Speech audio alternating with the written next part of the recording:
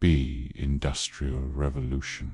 Factory owners vs. child workers. Tonight, we're traveling back to a time when simply surviving a single day required more strength than most of us will ever need.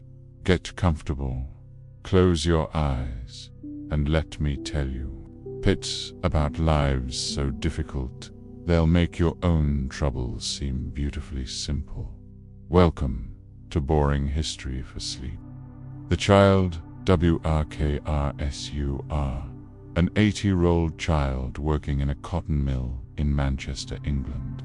In the year 1840, you wake at 4 in the morning in a cramped tenement room that you share with your mother, 2 younger siblings, and another family, breathing air thick with coal smoke, human waste, and the dampness that seeps through walls, built quickly and cheaply to house the workers who fuel Britain's Industrial Revolution. Your bed is a pile of rags on the floor, shared with your younger brother, who coughs constantly from the cotton fibers that have settled in his lungs, creating a sound like paper tearing that continues even in sleep. The room has one small window that looks out onto a courtyard filled with garbage, human waste, and the industrial soot that falls like black snow, covering everything in a layer of grime that never washes away completely. You dress in the same clothes you've worn for weeks, a cotton dress that was once white but is now grey with factory dust, torn in places where the machinery has grabbed the fabric, patched with scraps that don't match but serve to cover skin that bears scars from accidents that happen daily in factories designed for profit rather than safety. The walk to the factory takes 15 minutes through streets that are rivers of mud mixed with coal dust, human waste, and the chemical runoff from dozens of industrial processes that create wealth for factory owners while poisoning the air, water, and soil that working families must live with every day. You walk with other children, some as young as 6, all heading to jobs that will consume 14 hours of your day. The cotton mill is a massive brick building with hundreds of windows, designed to capture every moment of available daylight. Because artificial lighting is expensive and factory owners calculate profits by measuring every penny spent on worker comfort or safety. The building vibrates constantly from the power of steam engines that drive machinery with enough force to tear human limbs from bodies if workers make mistakes. You enter through a side door marked for child workers, joining a stream of small bodies that flow into the factory like water into a drain, each child carrying a small tin lunch pail that contains the bread and watery soup that must sustain you through a workday that begins before sunrise and ends after sunset, leaving no time for education, play, or the normal activities of childhood. The noise inside the factory is overwhelming, a combination of steam engines, spinning machinery, and the constant clacking of looms that creates sound levels that damage hearing permanently while making communication impossible except through hand, plesials, and lip reading. Pair. You learn to function in noise that would be considered torture if applied to adult criminals. Your job is scavenging, crawling under the massive spinning frames to collect cotton fibers that fall during the manufacturing process. working in spaces barely large enough for child bodies, breathing air thick with cotton dust that settles in lungs and creates respiratory problems that kill workers slowly over years of exposure to industrial pollution. The spinning frames are dangerous machines with exposed gears, spinning wheels, and moving parts that can catch clothing, hair, or body parts, pulling children into machinery that doesn't stop for human casualties. You develop reflexes that border on supernatural because survival depends on avoiding mechanical hazards that are designed into equipment built for efficiency rather than worker safety. The factory floor is slippery with oil that lubricates machinery, water that cools overheated equipment, and the blood of workers who have been injured by industrial accidents that happen daily in buildings, where human safety is secondary to production quotas that determine whether factories generate profits. Poor losses for owners who never set foot on factory floors. You work barefoot because shoes are luxuries that families cannot afford, developing calluses thick enough to walk on broken glass, metal shavings, and the industrial debris that accumulates on floors that are swept once daily by workers too exhausted to clean thoroughly. Your feet are permanently stained black with oil and dirt that becomes part of your skin. The overseer is a man hired specifically to maintain discipline among child workers, carrying a leather strap that leaves welts on any child who moves to slowly talks during work hours, or shows signs of fatigue that might reduce productivity. He walks between the machines like a predator, watching for any excuse to demonstrate that children exist, solely to serve industrial machinery. Lunch is 15 minutes of sitting on the factory floor, eating bread that tastes of cotton, dust, and drinking water that comes from wells contaminated by industrial waste. There are no chairs, no tables, no shelter from the noise and dust that continue even during the brief break that represents the only rest you'll receive during a 14-hour workday. The afternoon brings more of the same, crawling under machinery, collecting cotton waste, and trying to avoid injuries that could make you useless to factory owners, who calculate worker value based solely on productive capacity. You see other children injured daily, fingers crushed by gears, scalps torn when hair catches in machinery, and burns from steam pipes that heat the factory to temperatures that make clothing stick to skin. The factory windows become black squares as daylight fades, but work continues under oil lamps that create smoke, provide insufficient light, and add fire hazard to the list of dangers that child workers must navigate while performing jobs that require precision.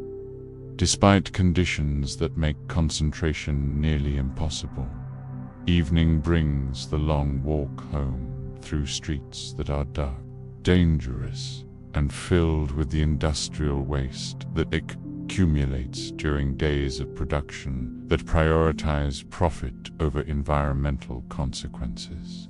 You walk with other children, all too tired to talk, all bearing the physical marks of industrial labor that transforms childhood into a preparation for lives that will be short, painful, and entirely devoted to serving machinery. Dinner is more bread, perhaps with a small piece of cheese or meat, if your family has earned enough to afford protein. eaten in a room lit by a single candle, because fuel is expensive and working families must choose between food and light. You eat quickly because exhaustion makes staying awake difficult after days that begin before dawn and end after sunset. Sleep comes easily despite the noise from neighboring families, the sounds of industrial processes that continue through the night, and the coughing that fills tenement buildings where respiratory disease is epidemic among workers who breathe factory air for 14 hours daily. Your dreams, when exhaustion allows them, are filled with machinery, noise, and the constant fear of industrial accidents. Sunday is the only day without factory work, but it's spent in mandatory church services where ministers preach about accepting their station in life, being grateful for employment, and finding spiritual comfort in suffering that serves God's plan for society. The sermons emphasize obedience, hard work, and accepting poverty as divine will.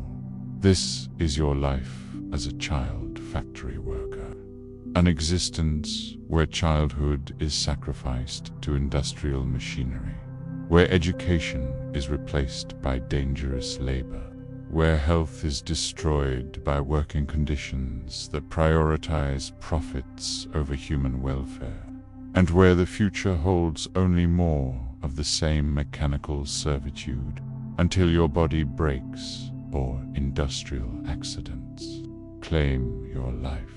The factory continues its daily rhythm of production and profit, machinery and human sacrifice, industrial progress and childhood destroyed, representing the cost of economic transformation that creates wealth for factory owners while consuming the lives of children who exist only to serve machines that generate profits for adults who never consider the human price of industrial revolution. The factory OWNR SUR Samuel Whitmore, owner of the largest cotton mill complex in Manchester, in the year 1840. You wake at 8 in the morning in your mansion overlooking the city, surrounded by luxury that demonstrates the profits generated by industrial machinery operated by workers whose names you don't know and whose working conditions you never personally observe. Your bedroom is larger than entire tenement buildings where your workers live, furnished with mahogany furniture imported from tropical colonies, carpets woven in oriental patterns, an artwork that represents cultural sophistication, purchased with profits extracted from child labor that you consider necessary for economic progress and national prosperity. You dress in clothing that costs more than your workers earn in months, wool suits tailored in London, silk shirts woven from materials produced in factories you own, and accessories that announce your status as a captain of industry who has transformed raw materials into finished goods through organizational genius and entrepreneurial vision. Your morning routine includes being attended by domestic servants who have been hired specifically for household service, valets who maintain your appearance, maids who prepare your chambers, and cooks who create breakfast from ingredients imported from across the British Empire. The meal includes fresh fruits, meat prepared by skilled chefs, and beverages that represent the global reach of industrial commerce. Breakfast is served in a dining room decorated with portraits of previous generations of successful merchants, symbols of commercial achievement, and maps that show the geographical extent of business. Operations that span continents and generate wealth that accumulates faster than it can be spent on personal luxuries or social advancement. Your carriage ride to the factory district takes you through streets that demonstrate the transformation of Manchester, from agricultural village to industrial city, passing construction projects that represent urban growth, commercial buildings that house businesses connected to textile manufacturing, and residential areas that separate social classes by income level and industrial proximity. The factory buildings you own represent the pinnacle of industrial architecture. Massive structures designed for efficient production, equipped with the latest steam technology, and organized according to principles that maximize output while minimizing costs associated with worker comfort, safety, or health considerations that might reduce profitability. Your office overlooks the factory floor from a height that allows observation without exposure to noise, dust, or industrial hazards that affect workers directly.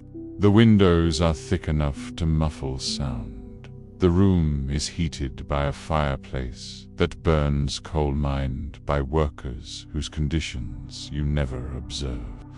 And the furniture demonstrates wealth generated by industrial processes. The morning reports from factory supervisors detail production numbers, worker attendance, and maintenance requirements for machinery that represents significant capital investment, requiring protection through disciplinary measures that ensure maximum utilization of both equipment and human labor. The reports are focused on efficiency measurements rather than worker welfare considerations. You review financial statements that show profits accumulating from industrial operations that transform raw cotton into finished textiles through processes that require minimal skilled labor, maximum working hours, and cost controls that include paying children wages that represent fractions of adult earnings, while expecting equal productivity and longer working hours. The cotton market operates according to global supply and demand patterns that you understand through correspondence with merchants, bankers, and other factory owners who share information about price fluctuations, transportation costs, and labor management techniques that maintain profitability. Despite competition from industrial operations throughout Britain and continental Europe, your lunch is served in a private dining room adjacent to your office, prepared by cooks who understand that successful businessmen require nutrition that sustains mental energy needed for making decisions that affect hundreds of workers, thousands of customers, and commercial relationships that span international markets, requiring constant attention and sophisticated understanding.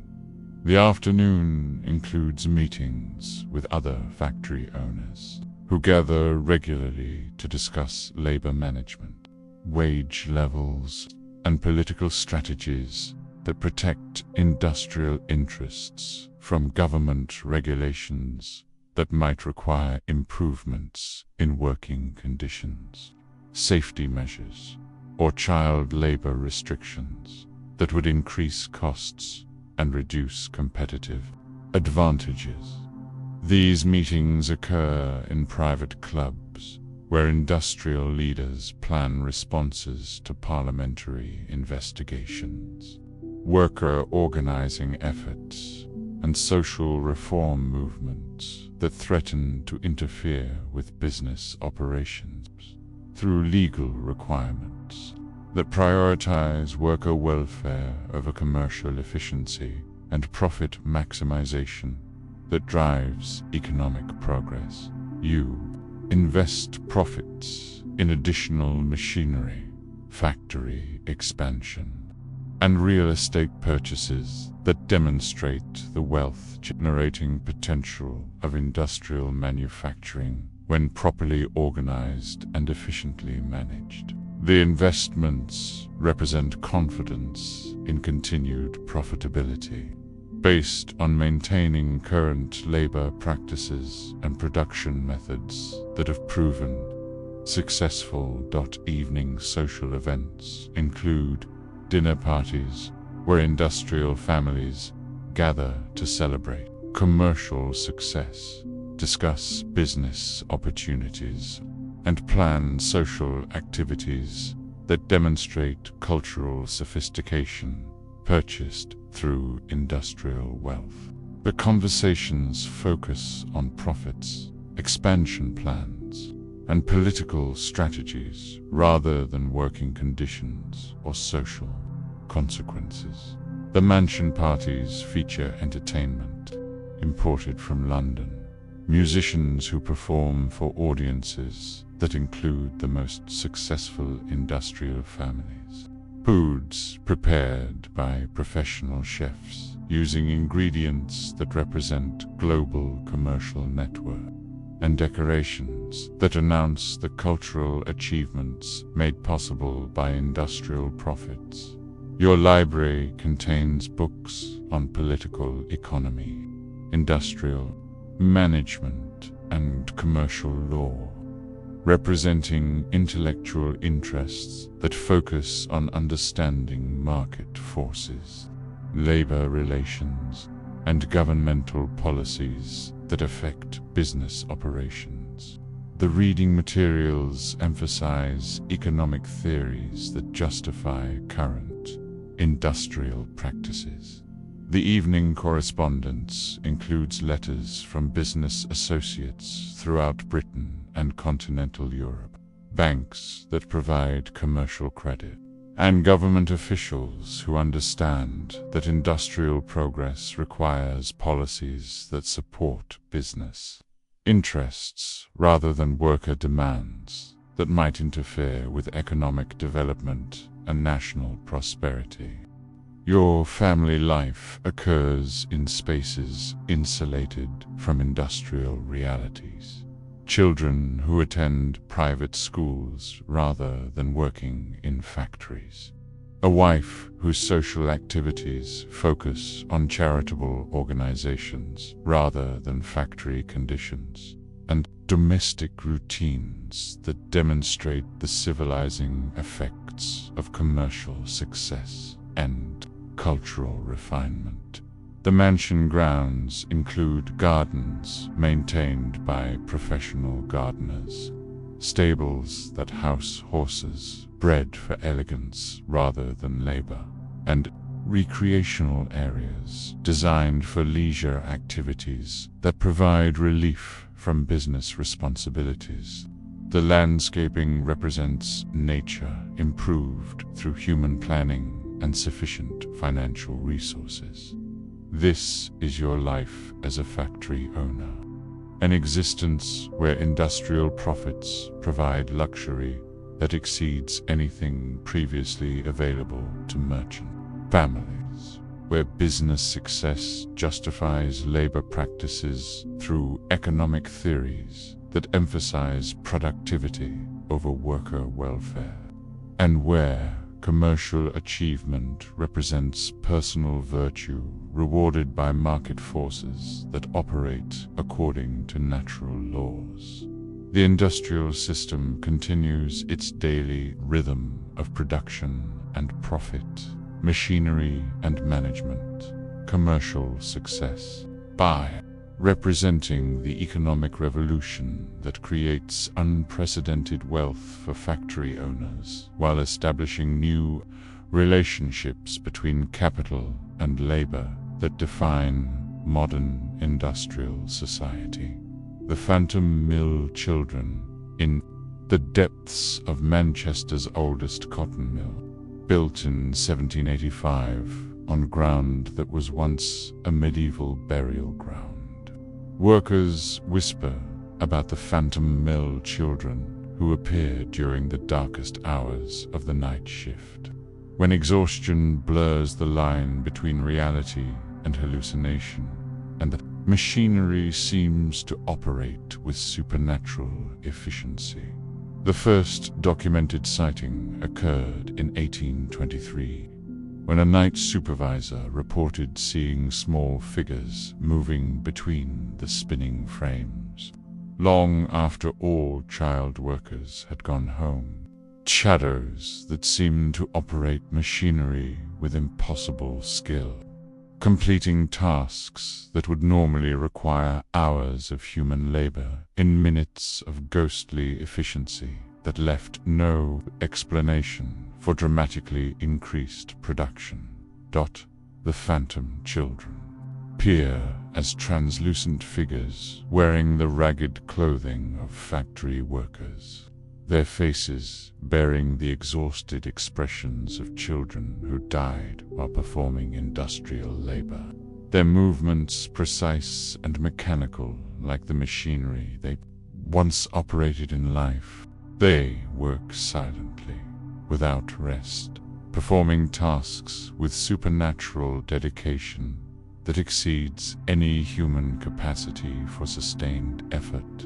Workers report finding sections of the factory mysteriously clean in the morning, cotton waste collected in perfect piles, machinery oiled and maintained with precision that no living worker could achieve during night hours when visibility is limited and exhaustion makes careful work impossible.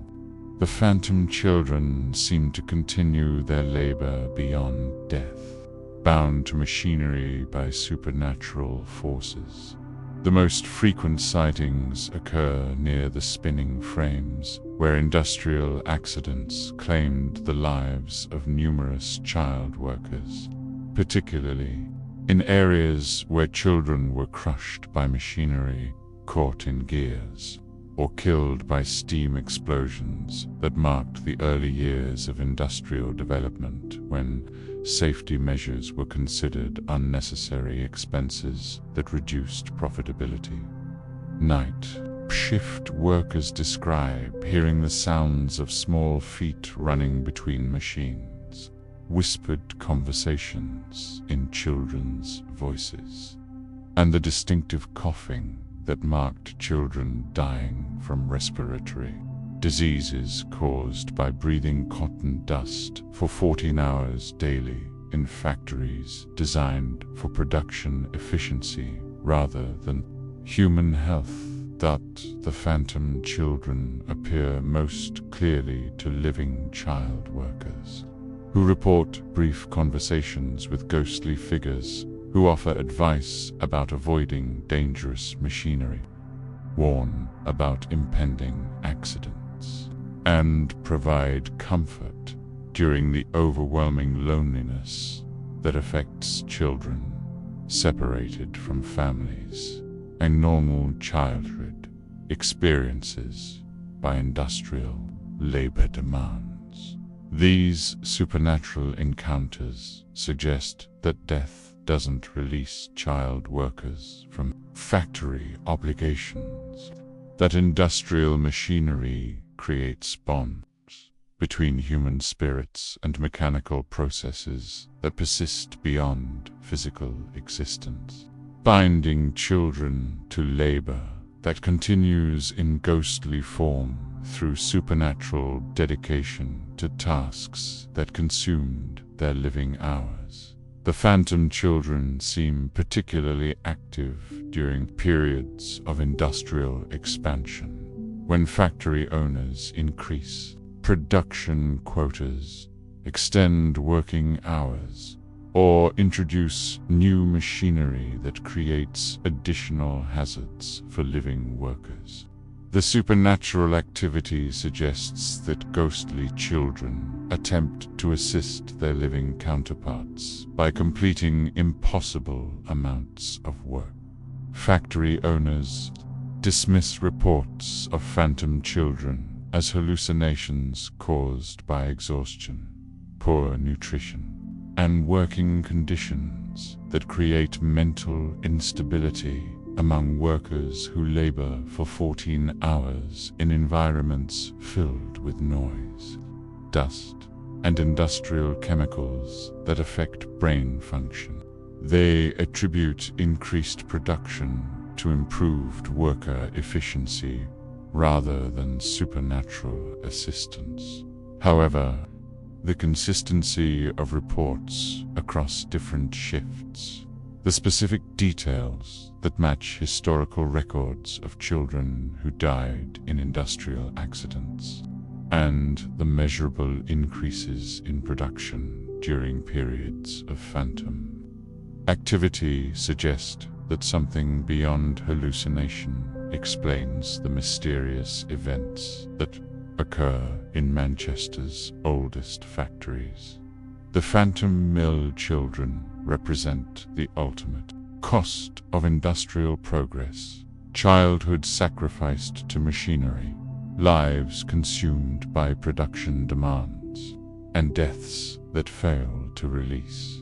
Young spirits from labor obligations that bound them more completely than legal contracts ever could, continue working in death as they did in life. Invisible and uncounted, the Whitmore industrial dynasty. The Whitmore family represents 3 generations of industrial success, built on textile manufacturing that transformed Manchester from agricultural village to industrial metropolis, creating wealth that demonstrates the possibilities available to entrepreneurs who understand how to organize labor, capital, and technology into profitable enterprises that generate continuous returns on investment. Samuel Whitmore inherited the foundation of industrial empire from his father, Thomas Whitmore, who established the first cotton mill in 1810 with capital borrowed against family land holdings, recognizing that mechanical production would replace hand manufacturing through superior efficiency and reduced labor costs that made textile production profitable on unprecedented scales. Thomas Whitmore's original factory employed 12 adult workers and operated 2 spinning frames powered by water. Wheeled technology that provided reliable mechanical energy for production.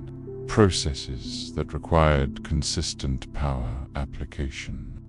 The initial success demonstrated that industrial manufacturing could generate profits, exceeding traditional agricultural income from the same land area. The expansion from water power to steam technology in 1825 allowed Thomas Whitmore to increase production capacity by factor of 10, employing over 200 workers, including the first child laborers, whose small hands and quick reflexes made them ideal for operating machinery designed for efficiency rather than operator safety or comfort. Samuel Whitmore's inheritance included not only physical assets like buildings and machinery, but also business relationships with cotton suppliers, textile merchants, and financial institutions that provided commercial credit necessary for industrial operations that require significant capital investment in equipment that must operate continuously to generate profits. The Whitmore industrial empire expanded through systematic reinvestment of profits into additional machinery, factory buildings, and technological improvements that increased production efficiency while reducing unit labor costs through mechanical innovations that required fewer workers to operate equipment capable of greater output. Samuel's business philosophy emphasizes industrial efficiency achieved through disciplined labor management, cost control measures that minimize expenses unrelated to direct production, and technological improvements that increase output without proportional increases in worker wages or improved working conditions that might reduce profit margins. The family wealth supports lifestyle that demonstrates industrial success through mansion construction, art collections, and social activities that establish cultural sophistication appropriate to Manchester's emerging industrial aristocracy. The Whitmore name becomes synonymous with commercial achievement and civic leadership. Samuel's wife, Margaret Whitmore, manages household staff that includes domestic servants, gardeners, and personal assistants, whose working conditions represent luxury compared to factory employment, but whose wages still reflect industrial labor. Principles that prioritize cost efficiency over worker comfort or job security. The Whitmore children attend private schools that prepare them for business leadership, university education, and social positions that maintain family status within Manchester's industrial elite. Their education emphasizes commercial subjects, classical learning, and social skills necessary for continued business success and cultural leadership. The family participates in charitable organizations that provide limited assistance to working families while promoting social theories that justify industrial labor practices through religious doctrine. Economic philosophy put in political arguments that emphasize individual responsibility rather than systematic reform of working conditions. Samuel Whitmore's political activities include supporting parliamentary candidates who oppose government regulation of industrial operations, child labor restrictions, and safety requirements that would increase production costs, while reducing competitive advantages that Manchester textile manufacturers maintain over foreign competitors. The Whitmore industrial legacy includes plans for continued expansion through additional factory construction, technological investment, and business partnerships that extend textile operations throughout northern England, while maintaining labor practices that generate maximum profits from minimal wage expenses and overhead costs.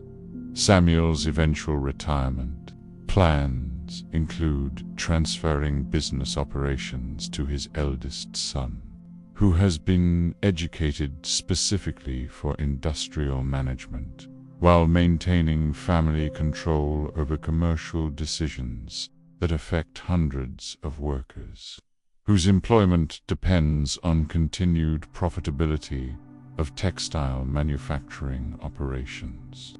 Whitmore family story represents the successful transformation of agricultural wealth into industrial capital through entrepreneurial vision, business skill, and systematic exploitation of labor advantages that make textile manufacturing profitable despite competition from similar operations throughout Britain and continental Europe.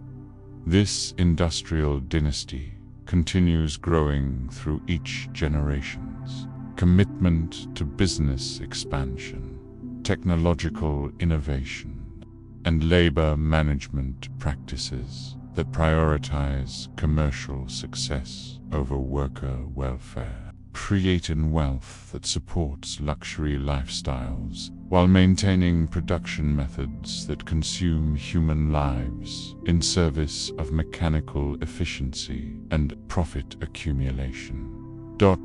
The Whitmore legacy demonstrates how industrial revolution creates opportunities for families who understand how to organize production efficiently, manage labor effectively, and invest profits strategically, building commercial empires that span generations while transforming entire regions from agricultural economies into industrial manufacturing centers that define modern economic life. Colonial American frontier. Tonight, we're traveling back to a time when simply surviving a single day required more strength than most of us will ever need. Get comfortable, close your eyes, and let me tell you about lives so difficult they'll make your own troubles seem beautifully simple. Welcome to Boring History for Sleep. The Frontier Settlement. You are a colonial settler in western Pennsylvania in the year 1763, living on the edge of the known world, where European civilization meets untamed wilderness that stretches for thousands of miles beyond the furthest mapping attempts, containing dangers, opportunities, and mysteries that challenge everything you thought you knew about survival, community, and human endurance. Your settlement consists of 12 families who have traveled hundreds of miles from established colonies along the Atlantic coast, seeking land ownership, opportunities that don't exist in older settlements, where the best farmland has been claimed by earlier rivals or wealthy investors who purchased vast tracts from colonial governments.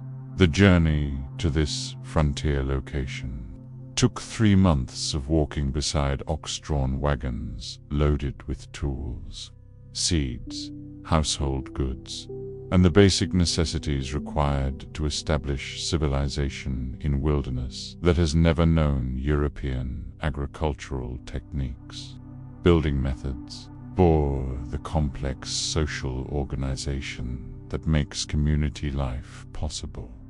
You wake before dawn in a one-room log cabin that you built with your own hands, using trees cut from the forest that surrounded this clearing, chinked with mud and moss to keep out wind that carries the scent of pine, wood smoke, and the indefinable smell of wilderness that exists beyond human control or understanding.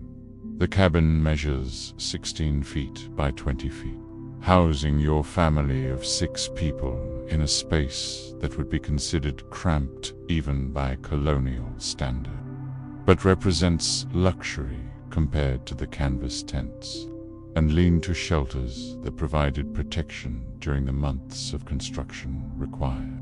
To create permanent housing, your bed is a wooden frame strung with rope, covered with a mattress stuffed with corn husks and whatever soft materials could be gathered from the surrounding forest, providing comfort that seems magnificent after months of sleeping on the ground while building the cabin and clearing land or farming. The single window is covered with oiled paper that admits light while keeping out insects, rain, and the cold that penetrates even the thickest log walls during winter months when temperatures drop low enough to freeze water inside. The cabin, despite the constant fire that burns in the stone fireplace. The fireplace serves multiple purposes beyond heating, cooking, or meals, providing light during evening hours, and maintaining the constant flame that represents safety, warmth, and the difference between civilization and the darkness that surrounds. Your small clearing like an ocean of unknown dangers and possibilities. You dress in clothing made from homespun cloth woven on a loom that was transported in pieces and reassembled in your cabin. Dyed with colors extracted from local plants through experimentation that sometimes succeeded and sometimes produced results that ranged from disappointing to completely unusable.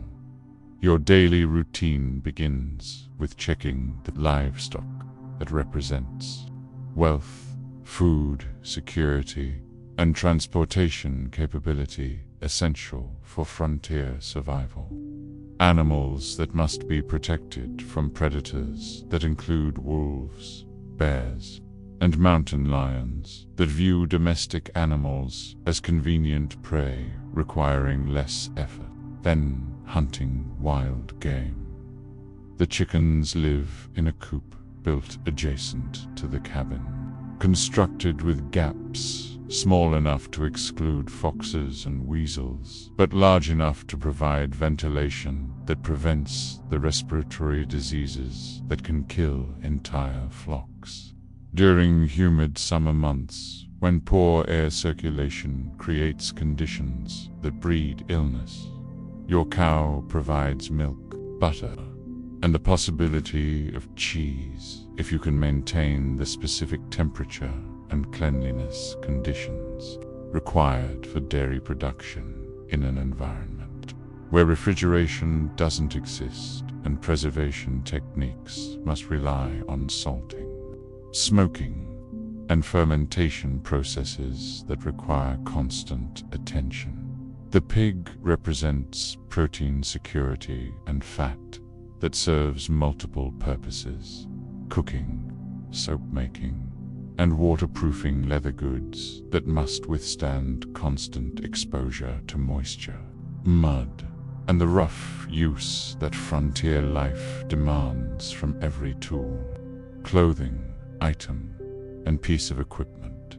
Your horse provides transportation, plowing power, and connection to the outside world through monthly trips to the nearest established settlement, located 40 miles east through forest paths that are dangerous, poorly marked, and subject to seasonal flooding that can make travel impossible for weeks at a time.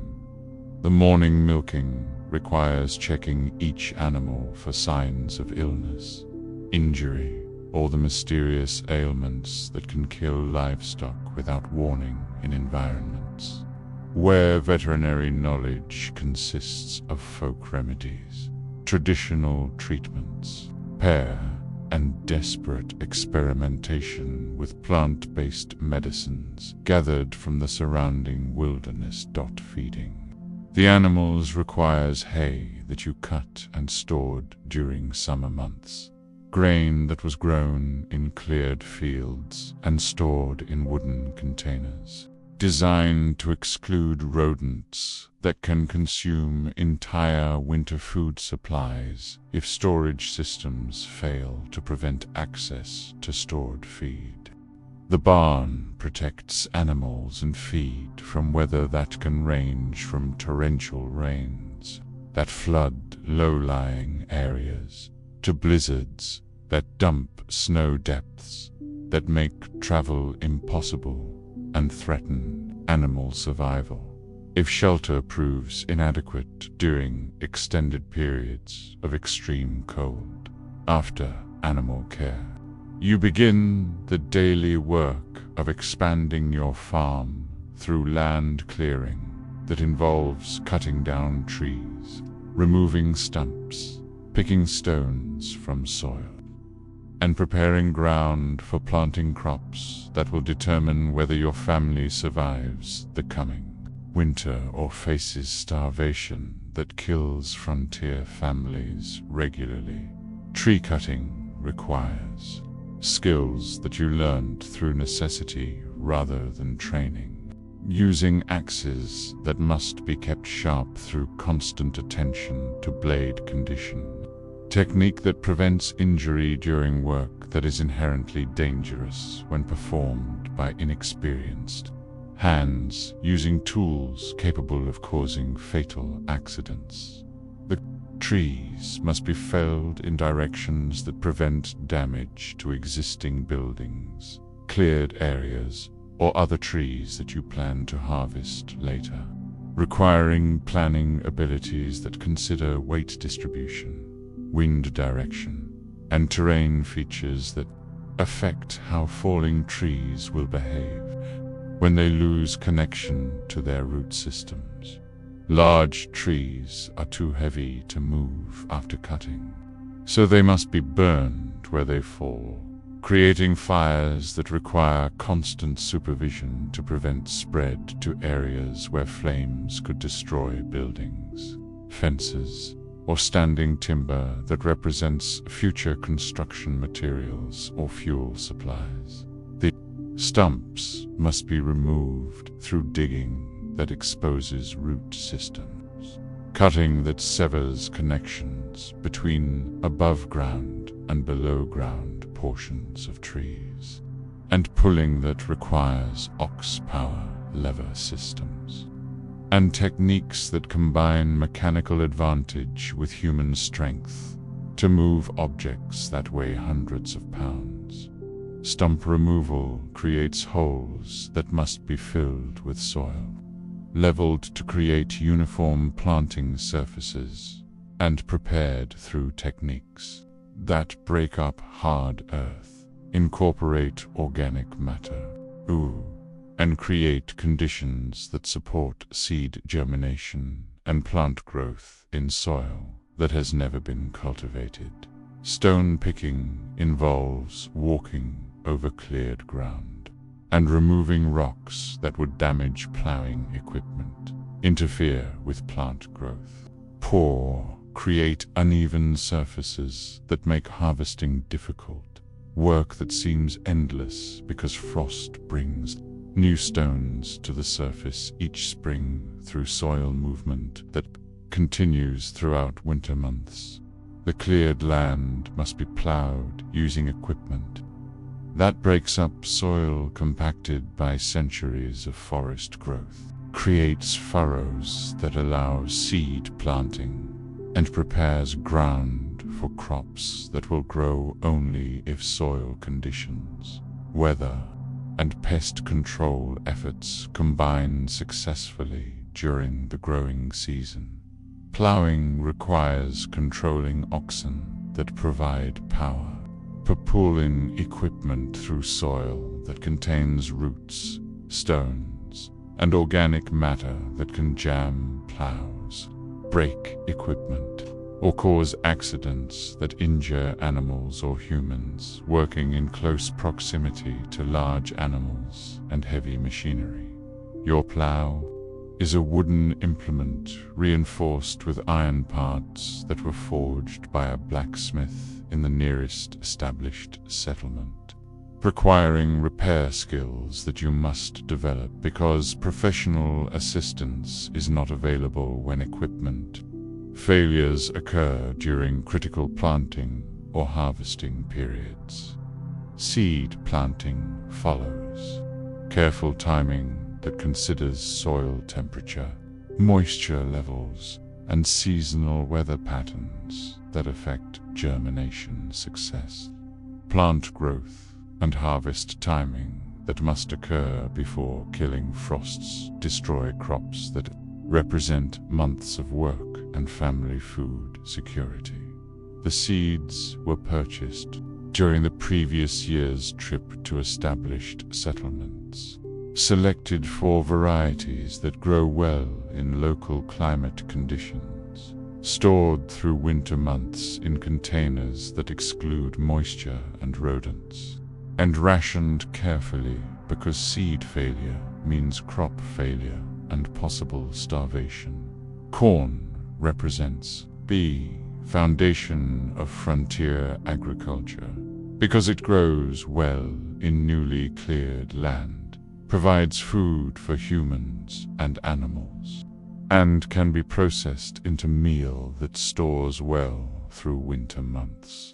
When fresh food is not available from garden production or hunting activities, wheat requires more established soil conditions, but provides flour that makes bread possible, creating dietary variety that improves nutrition and provides comfort foods that remind frontier families of the civilization they left behind in search of.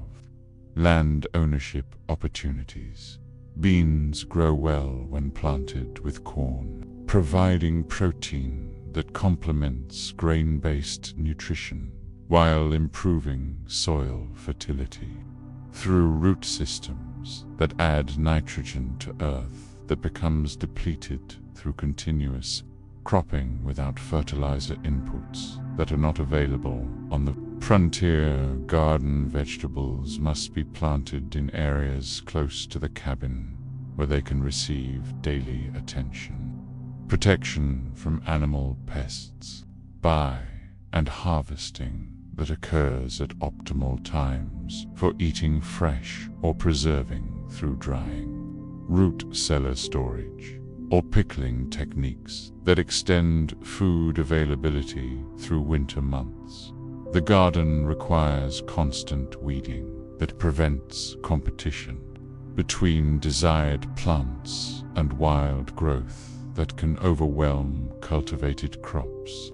If maintenance efforts are insufficient during growing seasons, when plant growth occurs rapidly under favorable weather conditions, watering during dry periods requires carrying water from the nearest stream or well.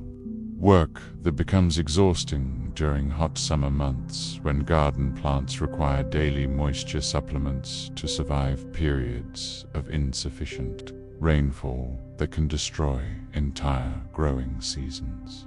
Pest control involves protecting plants from insects, birds, and small animals that can consume significant portions of garden production, requiring techniques that range from physical barriers to companion planting strategies that use natural relationships between different plant species to discourage harmful pests. Harvesting requires timing that captures vegetables at peak nutritional value while ensuring that preservation efforts can extend food availability through winter months when garden production stops completely due to killing frosts that end growing seasons in northern climates. Food preservation represents survival, the skills that determine whether families live or die during winter months when hunting may be unsuccessful. Stored grain supplies may prove insufficient, and contact with outside settlements becomes impossible due to weather conditions that make travel dangerous or impossible. Drying vegetables requires techniques that remove moisture while preventing spoilage, using methods that include air drying, smoking over fires, or salt preservation that draws water from plant tissues, while creating conditions that prevent bacterial growth that causes food spoilage. Root cellars provide underground storage that maintains consistent temperatures above freezing, while remaining cool enough to slow deterioration of stored foods, requiring construction techniques that provide proper drainage, ventilation, and access that allows retrieval of stored food throughout winter months. Meat preservation requires smoking techniques that remove moisture while adding flavors that improve taste, salting methods that prevent spoilage through dehydration, and storage systems that exclude insects and rodents while maintaining conditions that prevent the development of harmful bacteria. Hunting provides meat that supplements agricultural production while requiring skills that include tracking animals, understanding animal behavior patterns, and marksmanship that ensures successful kills while conserving ammunition that is expensive and difficult to obtain on the frontier. Your rifle represents significant investment in equipment that requires careful maintenance, proper storage, and shooting skills that must be developed through practice that uses precious gunpowder, and lead shot that must be transported from distant settlements or manufactured locally using techniques that are dangerous and require specialized knowledge. Tracking skills developed through observation of animal signs that include footprints, feeding areas, trails, and behavioral patterns that vary according to season, weather conditions, and hunting pressure that affects how animals respond to human presence in their territory. Deer provide meat that can feed families for weeks when hunting is successful. Hides that can be processed into leather for clothing and equipment, and bones that serve multiple purposes including tool making, needles for sewing, and material for handles and implements. Wild turkey, rabbits, and smaller game supplement deer. Hunting while requiring different hunting techniques, cooking methods, and preservation strategies that make use of protein sources that might otherwise be overlooked by hunters focused only on larger animals. Fishing provides food during seasons when hunting is less productive, requiring knowledge of local water systems, fish behavior, and techniques that range from simple hook and line methods to more complex trap systems that can capture fish without constant human attention.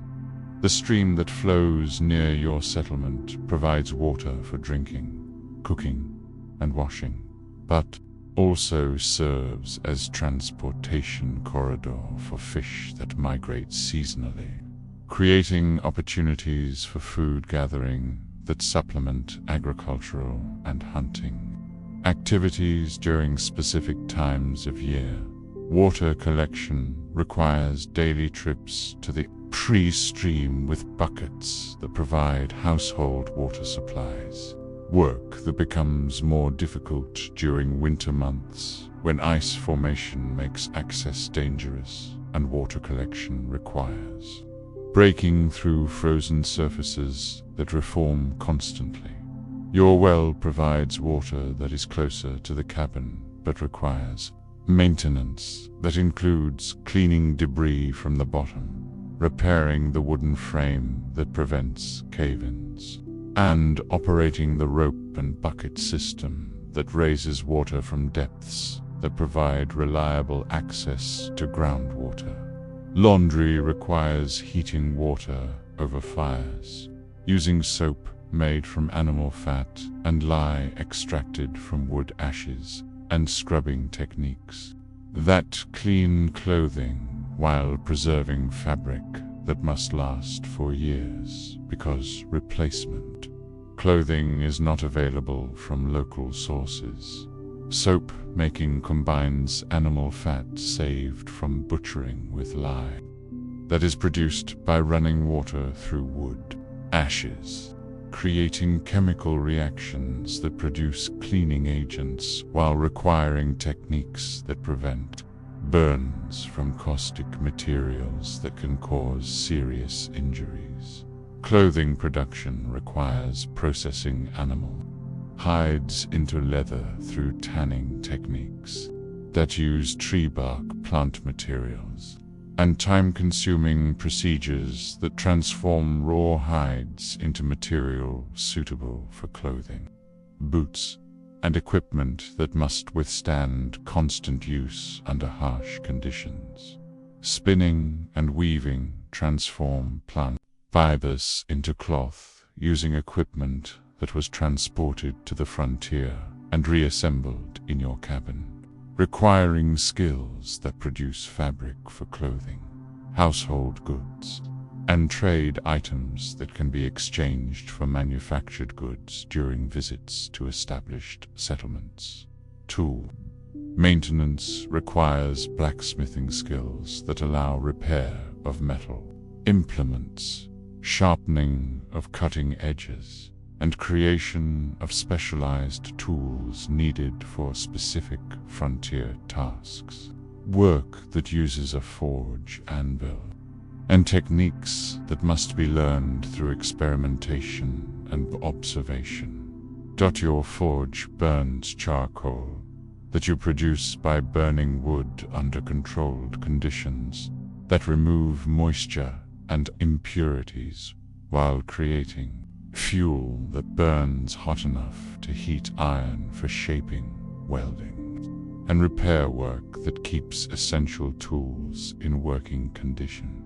Building maintenance requires constant attention to cabin structures that face weather conditions, insect damage, and settling that creates gaps in walls, problems with roof systems, and door or window issues that must be addressed to maintain protection from elements and animal intrusion.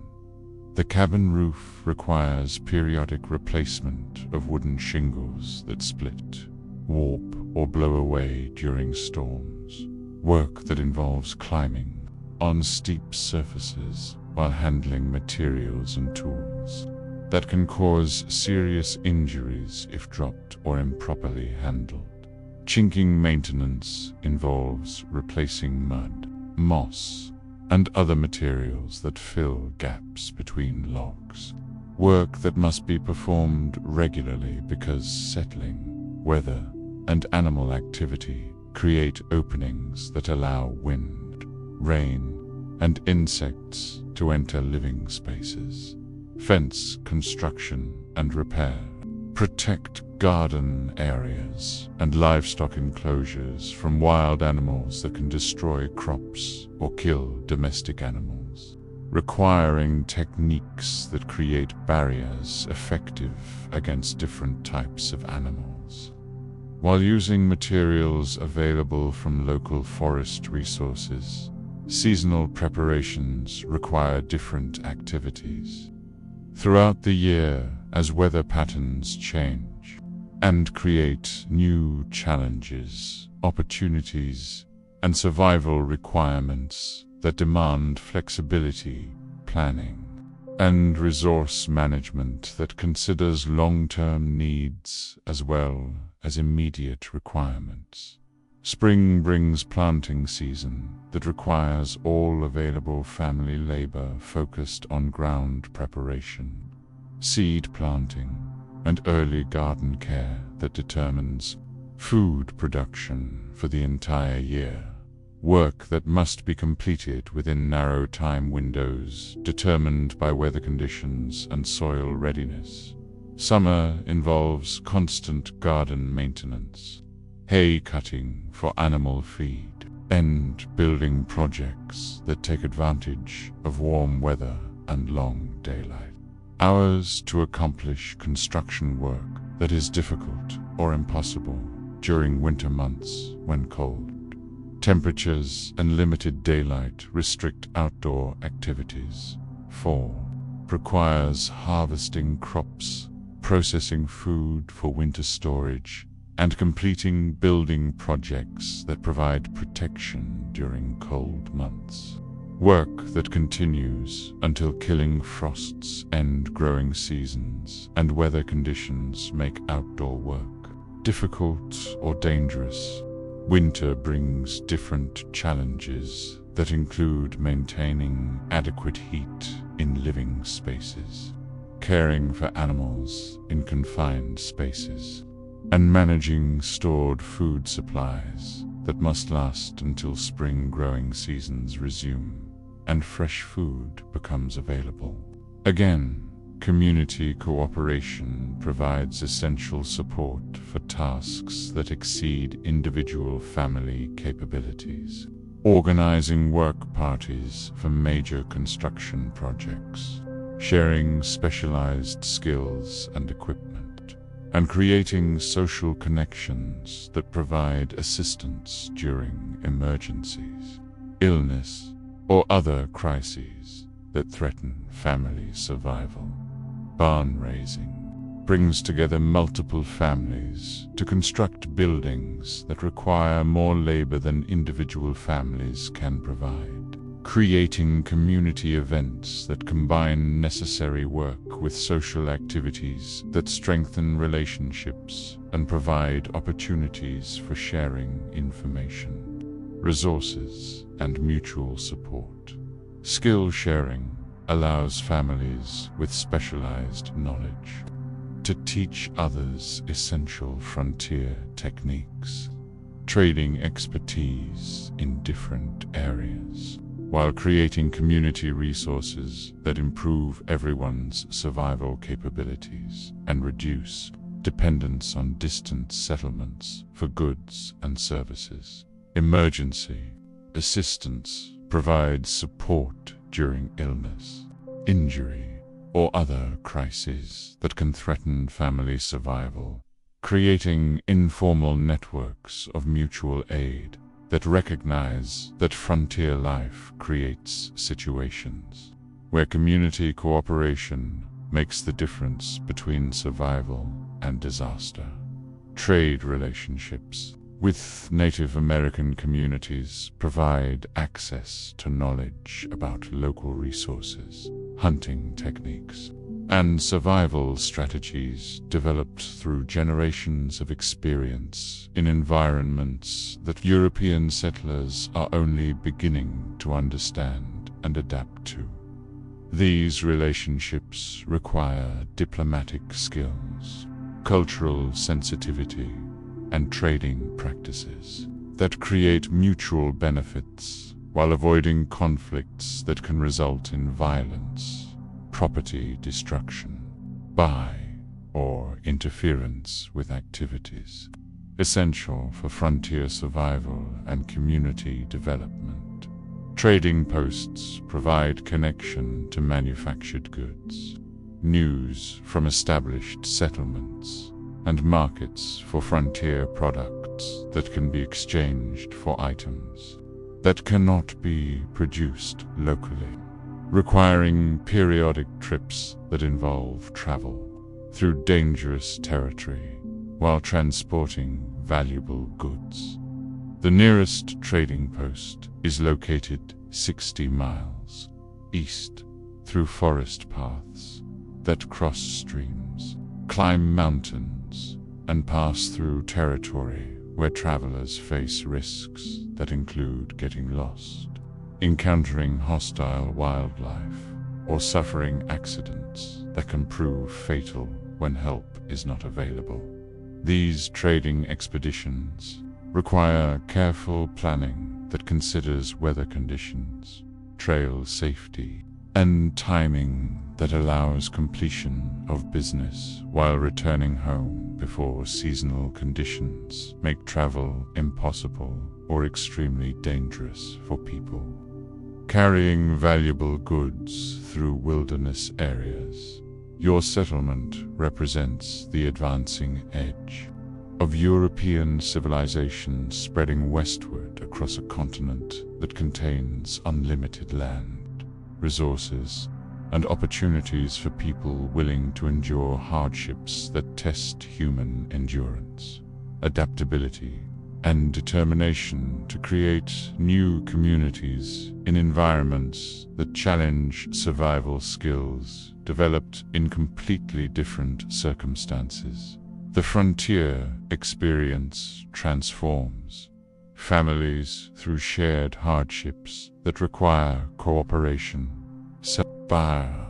and problem-solving abilities that exceed anything demanded by life in established settlements, where specialized services, manufactured goods, and social institutions provide support that frontier families must create for themselves.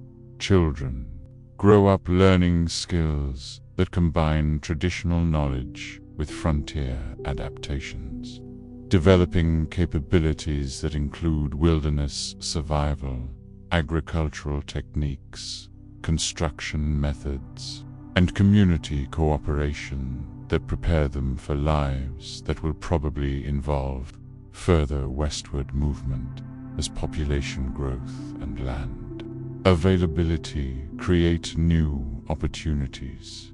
Education occurs through practical experience rather than formal schooling, with children learning reading and writing from parents when time permits, but focusing primarily on survival skills, work techniques, and practical knowledge that enables contribution to family survival efforts from early ages.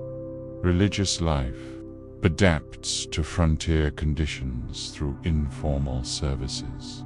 Traveling ministers who visit settlements periodically pen family-based spiritual practices that maintain connections to traditional beliefs while adapting to circumstances where formal church structures and regular clergy are not available. Medical care relies on traditional remedies, practical experience, and knowledge of medicinal plants that can be gathered locally, creating healthcare systems that address common injuries and illnesses, while recognizing that serious medical problems may exceed available treatment capabilities.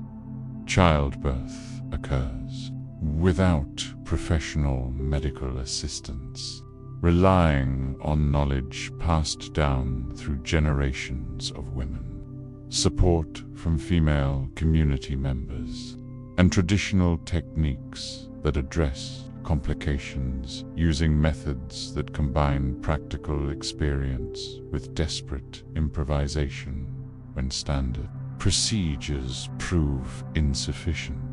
Death on the frontier results from accidents, by illness, childbirth complications, and violence that reflects the dangerous conditions of frontier life, requiring burial practices that adapt to local conditions, while maintaining traditions that provide comfort and continuity with cultural practices from established settlements.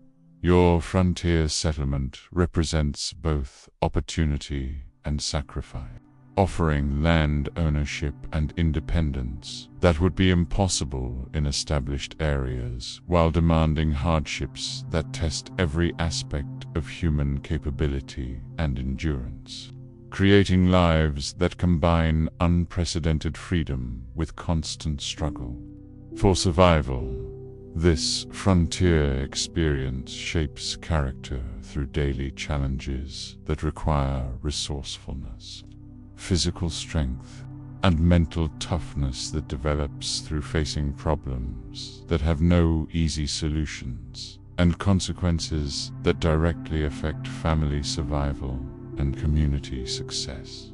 The wilderness surrounding your settlement contains mysteries, dangers, and resources that will take generations to fully understand and utilize, representing unlimited potential for expansion, development, and opportunity for people willing to continue pushing the boundaries of known territory and established civilization. Your daily life on the colonial frontier represents the human experience of transforming wilderness into civilization through individual effort, family cooperation, and community organization that creates the foundation for future generations, who will inherit land, that has been purchased through hardships that most people cannot imagine surviving. The trading post, 40 miles east of your settlement, stands MacLeod's Trading Post, a collection of log buildings that serves as the commercial heart of the frontier region, providing essential connection between wilderness settlements and the established colonial economy that supplies manufactured goods, news, and services that cannot be produced in isolated frontier communities. Duncan MacLeod established the Trading Post in 1755 after spending 15 years as a fur trapper, accumulating knowledge of local geography, Native American relationships, and frontier economics that enabled him to recognize the commercial potential of a location that could serve multiple settlements while providing access to transportation routes. The main building serves multiple functions: store, warehouse, meeting place, and informal bank where settlers can store valuables, arrange credit for purchases, and conduct business transactions that require documentation, witnesses, or commercial expertise that individual frontier families lack.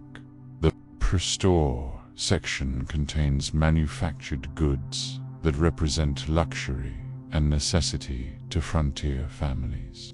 Iron tools that cannot be forged locally. Glass windows that provide better light than oiled paper. Fabric that exceeds the quality of homespun cloth. And medicines that supplement traditional remedies with preparations that may prove more effective.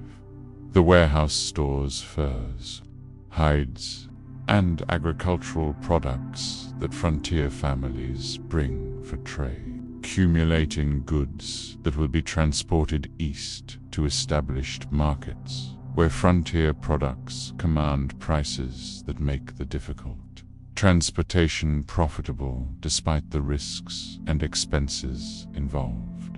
MacLeod maintains relationships with Native American communities that provide most of the fur trade that sustains the post's profitability, requiring diplomatic skills, cultural knowledge, and trading practices that create mutual benefits while avoiding conflicts that could disrupt commerce and threaten community safety.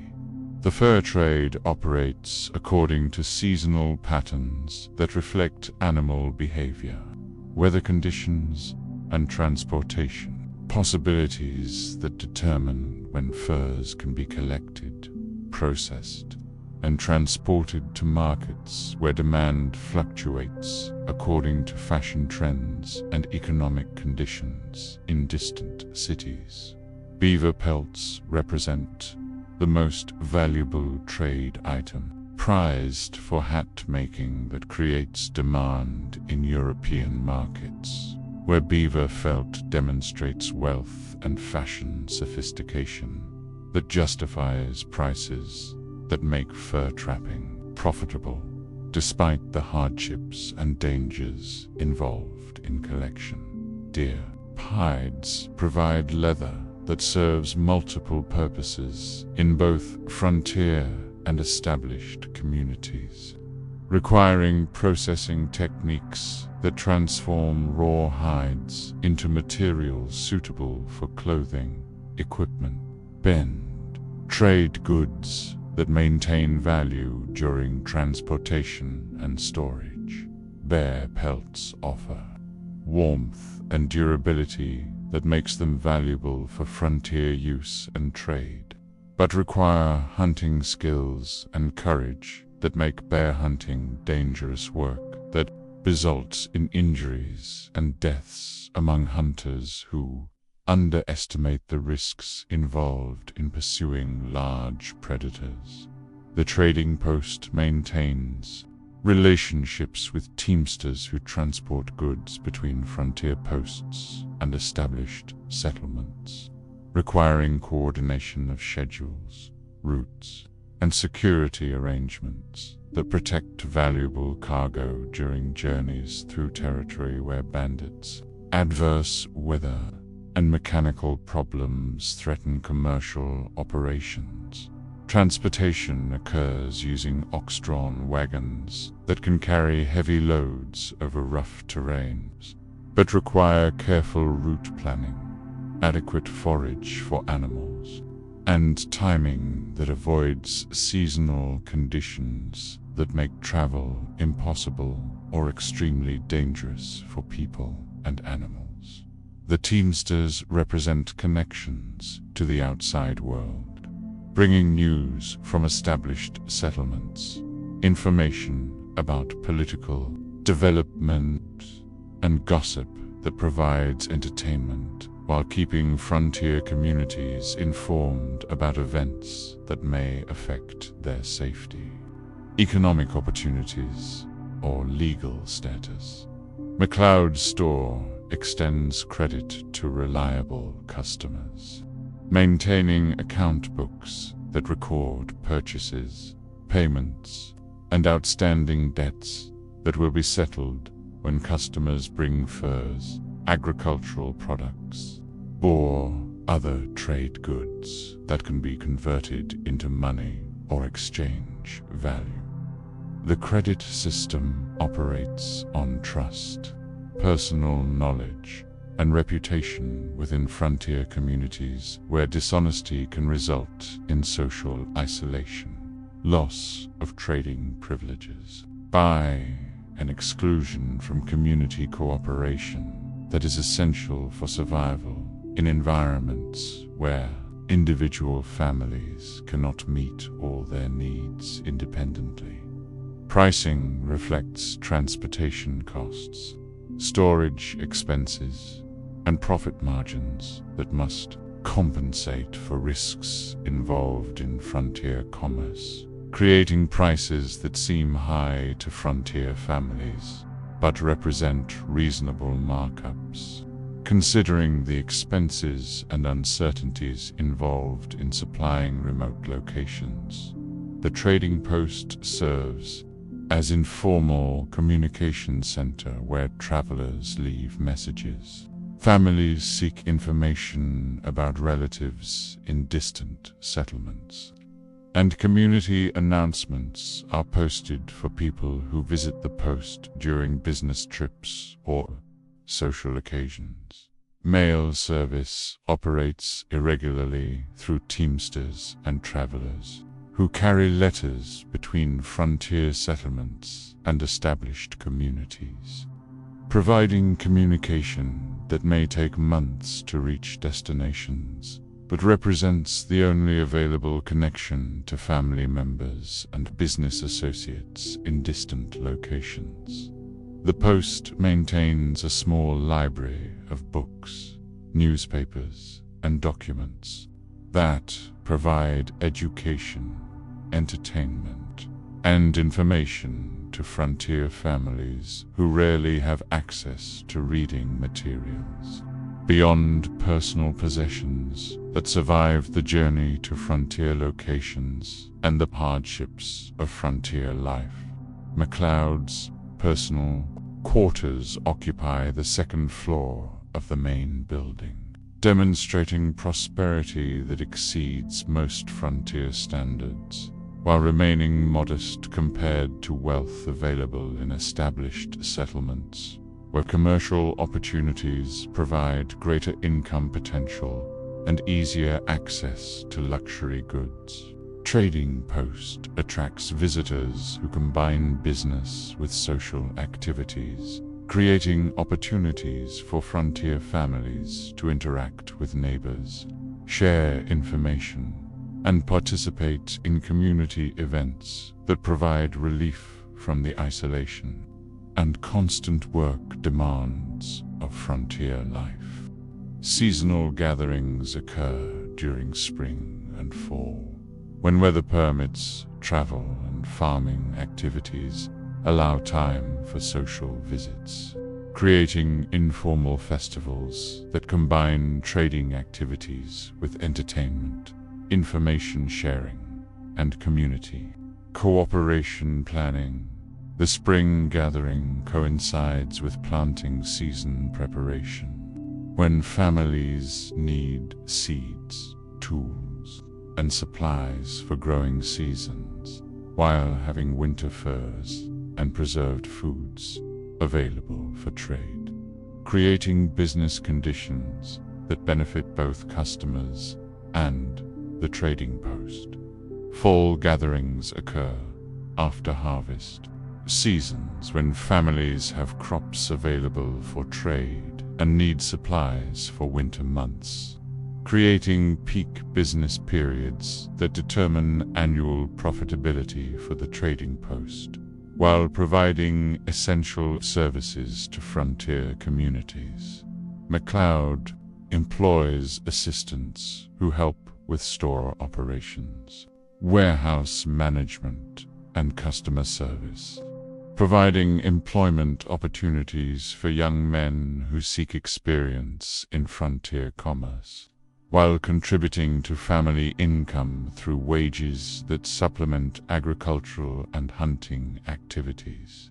The assistants learn commercial skills that may enable them to establish their own trading operations, relocate to established settlements where business opportunities exist, do or develop expertise that increases their value to frontier communities that need people with commercial knowledge and experience.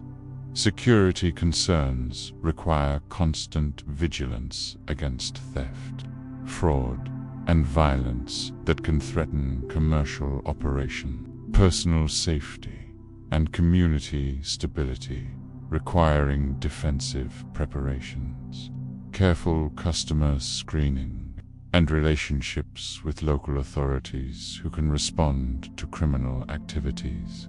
The trading post maintains firearms, ammunition, and defensive positions that can protect against robbery attempts, though such preparations must be balanced against community relations that depend on trust, cooperation, and peaceful resolution of disputes that inevitably arise.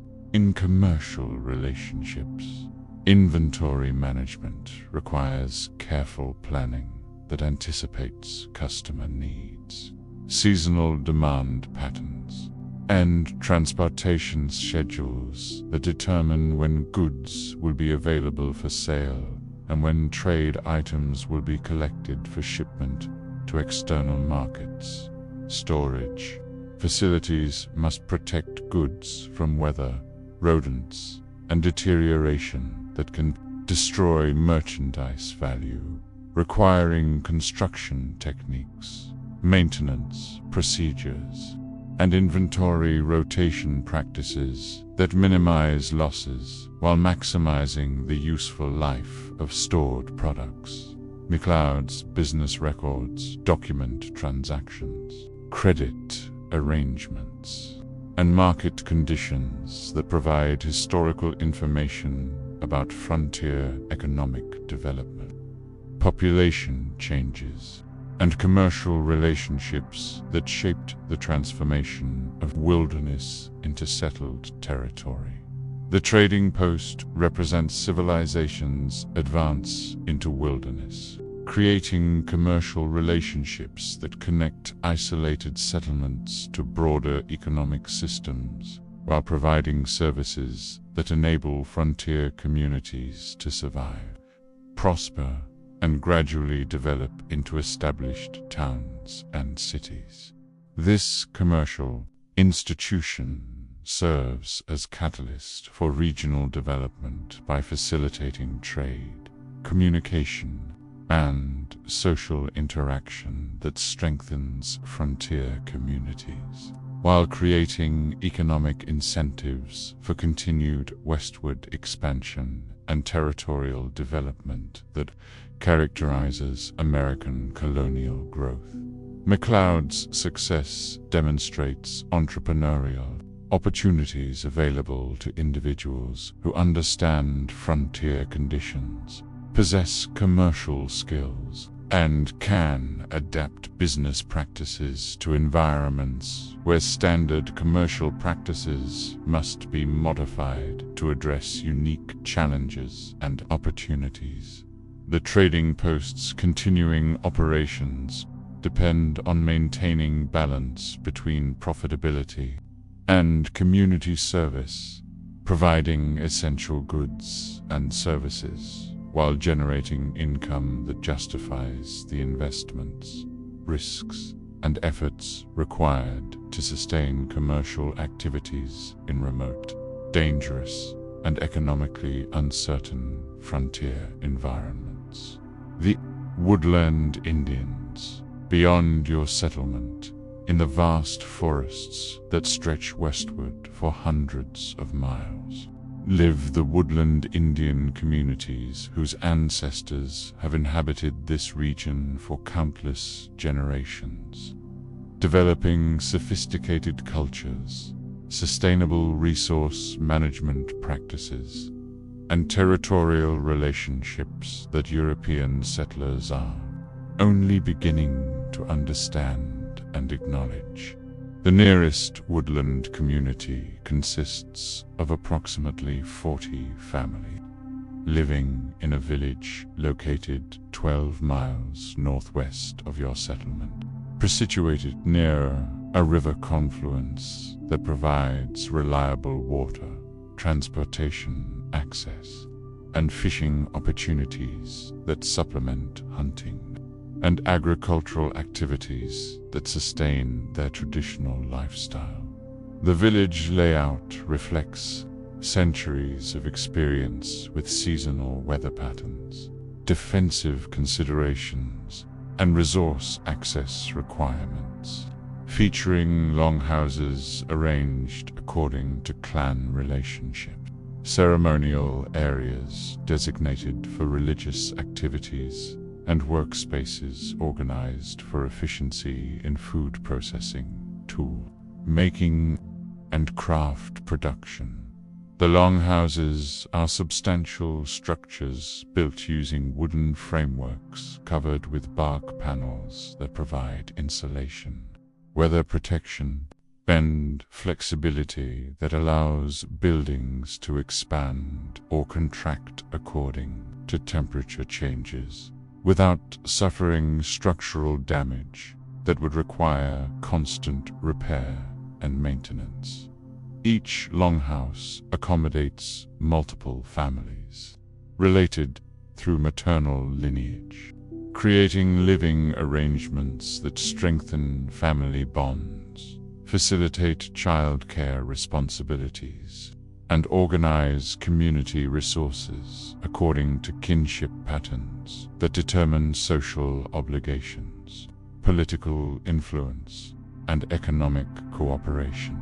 Within the village structure, the women manage agricultural activities that produce corn, beans, and squash using techniques developed through generations of experimentation with soil management, crop rotation, and planting methods that maintain soil fertility, while maximizing food production from available land resources.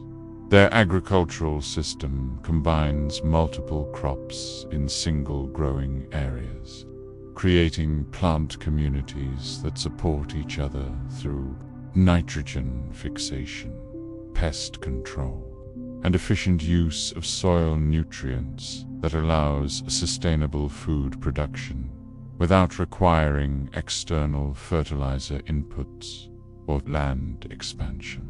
The Three Sisters agriculture represents sophisticated understanding of plant relationships, growing corn that provides climbing support for beans that add nitrogen to soil, while squash spreads across ground level to suppress weeds and retain soil moisture that benefits all three crops.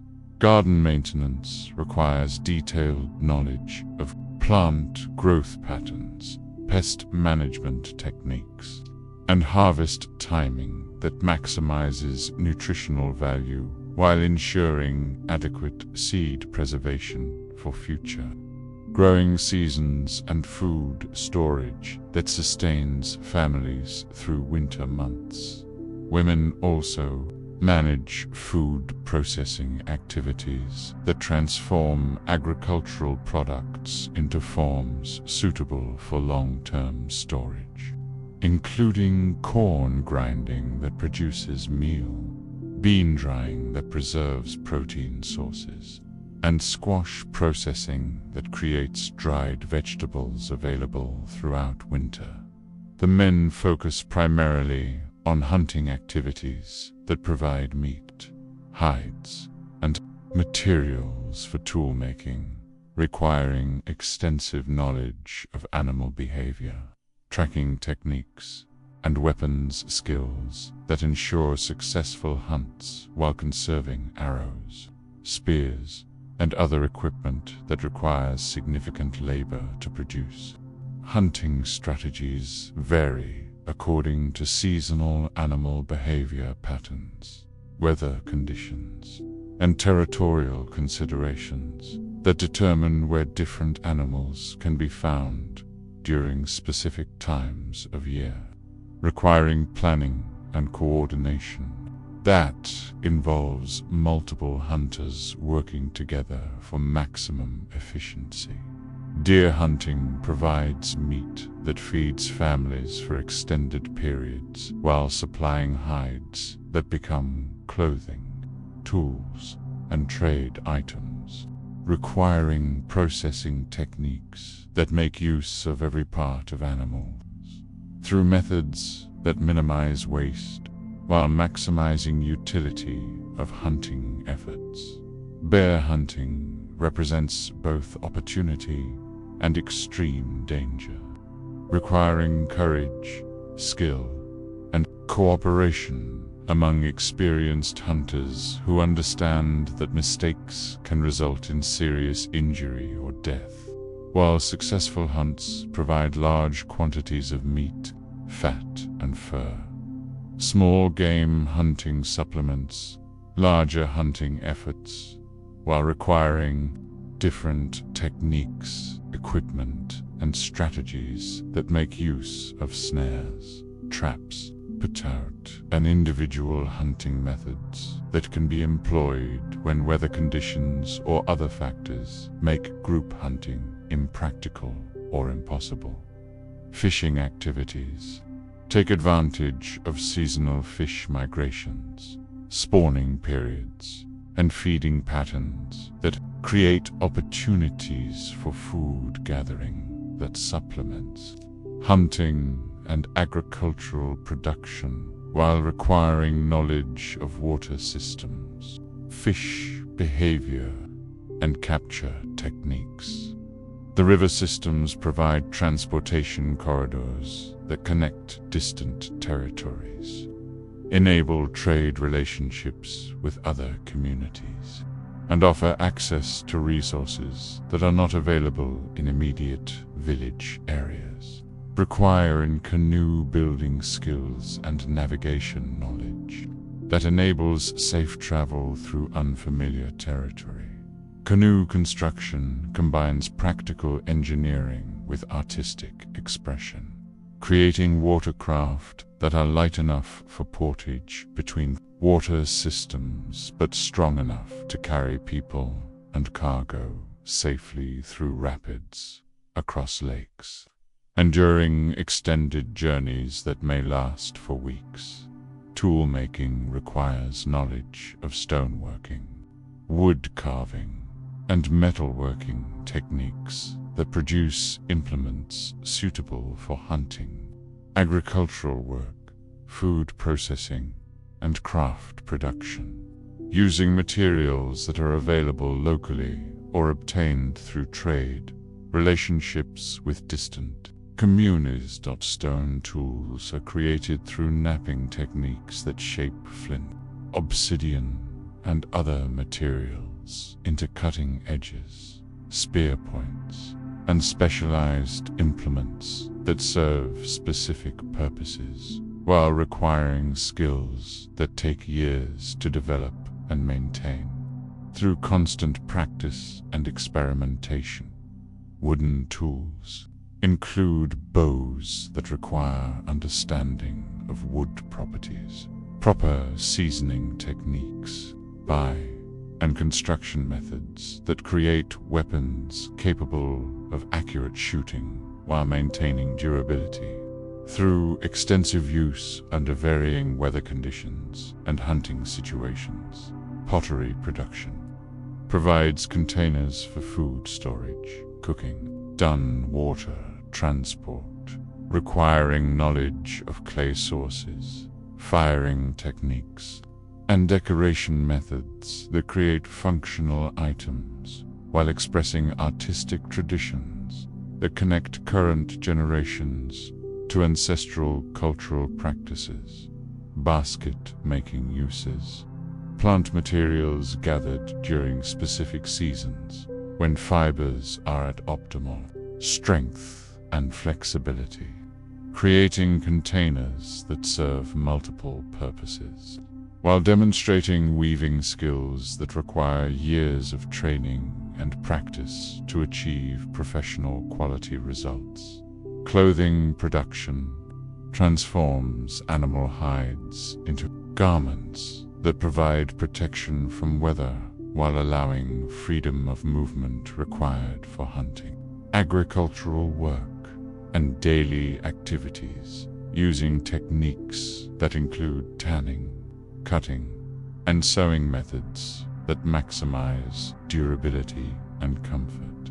Decoration of clothing, tools, and ceremonial items expresses individual creativity while maintaining cultural traditions that connect personal expression to community identity.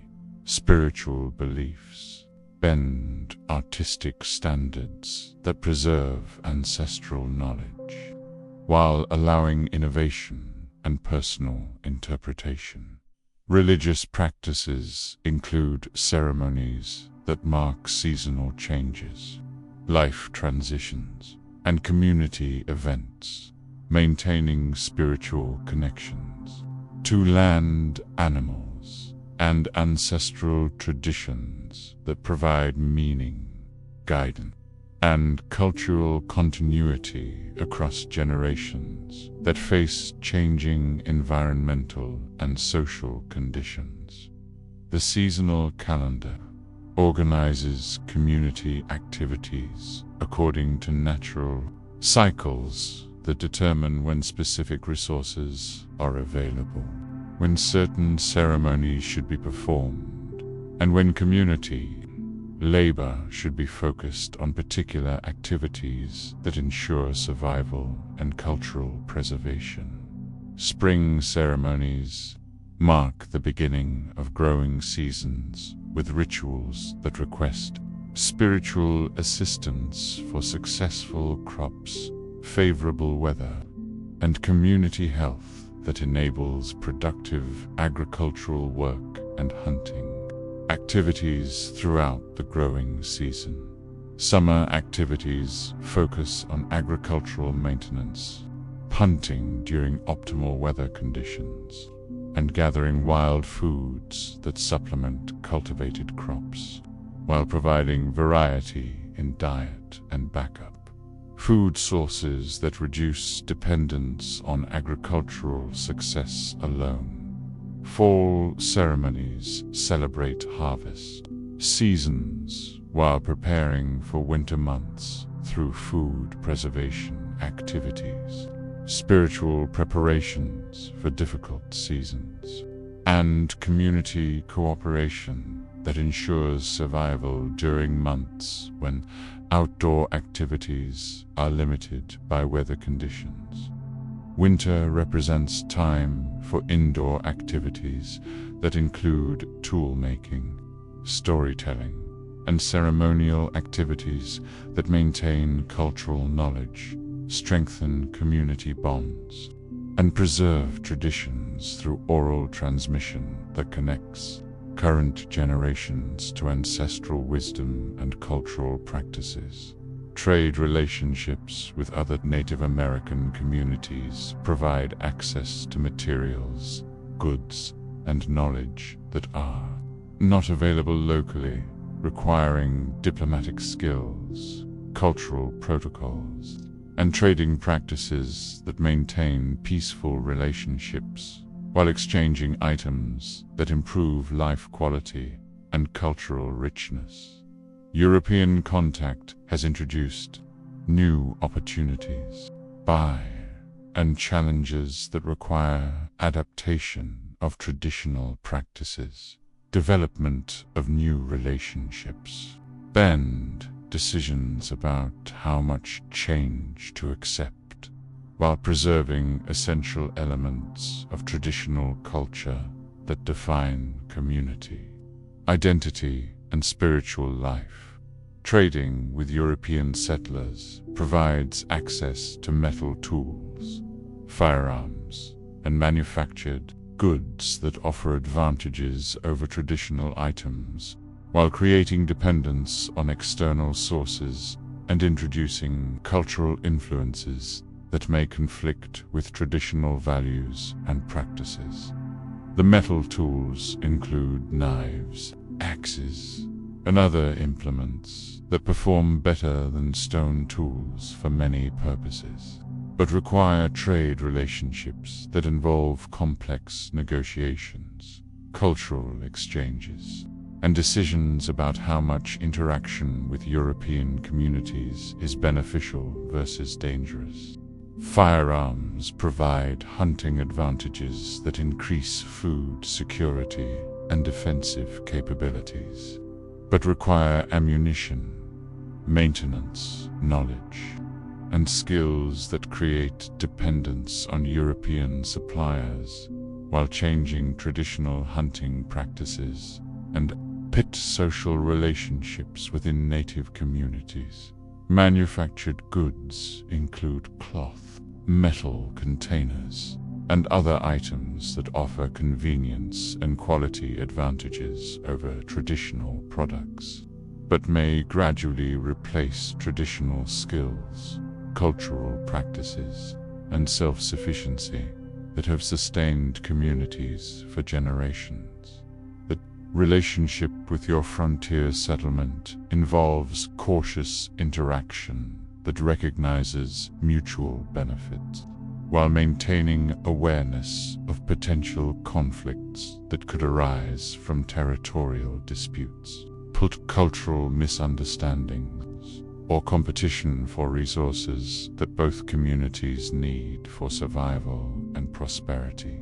The woodland community possesses knowledge of local resources, weather patterns, and survival techniques that European settlers are still learning through trial and error, creating opportunities for knowledge exchange that benefits both communities while requiring trust building and cultural sensitivity.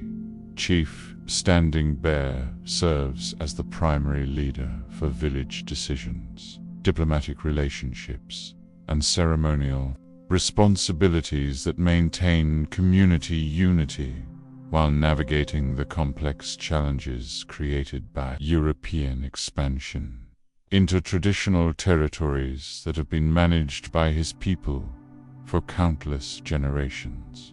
Standing Bear possesses diplomatic skills developed through years of experience with intertribal relationships, European officials, and trading negotiations that require understanding of different cultural perspectives, legal systems, and communication styles that can prevent misunderstandings that lead to conflict. The chief's responsibilities include maintaining traditional cultural practices while adapting to changing circumstances created by European presence, making decisions, preserve community safety and cultural identity, while recognizing that isolation is no longer possible in a rapidly changing regional situation.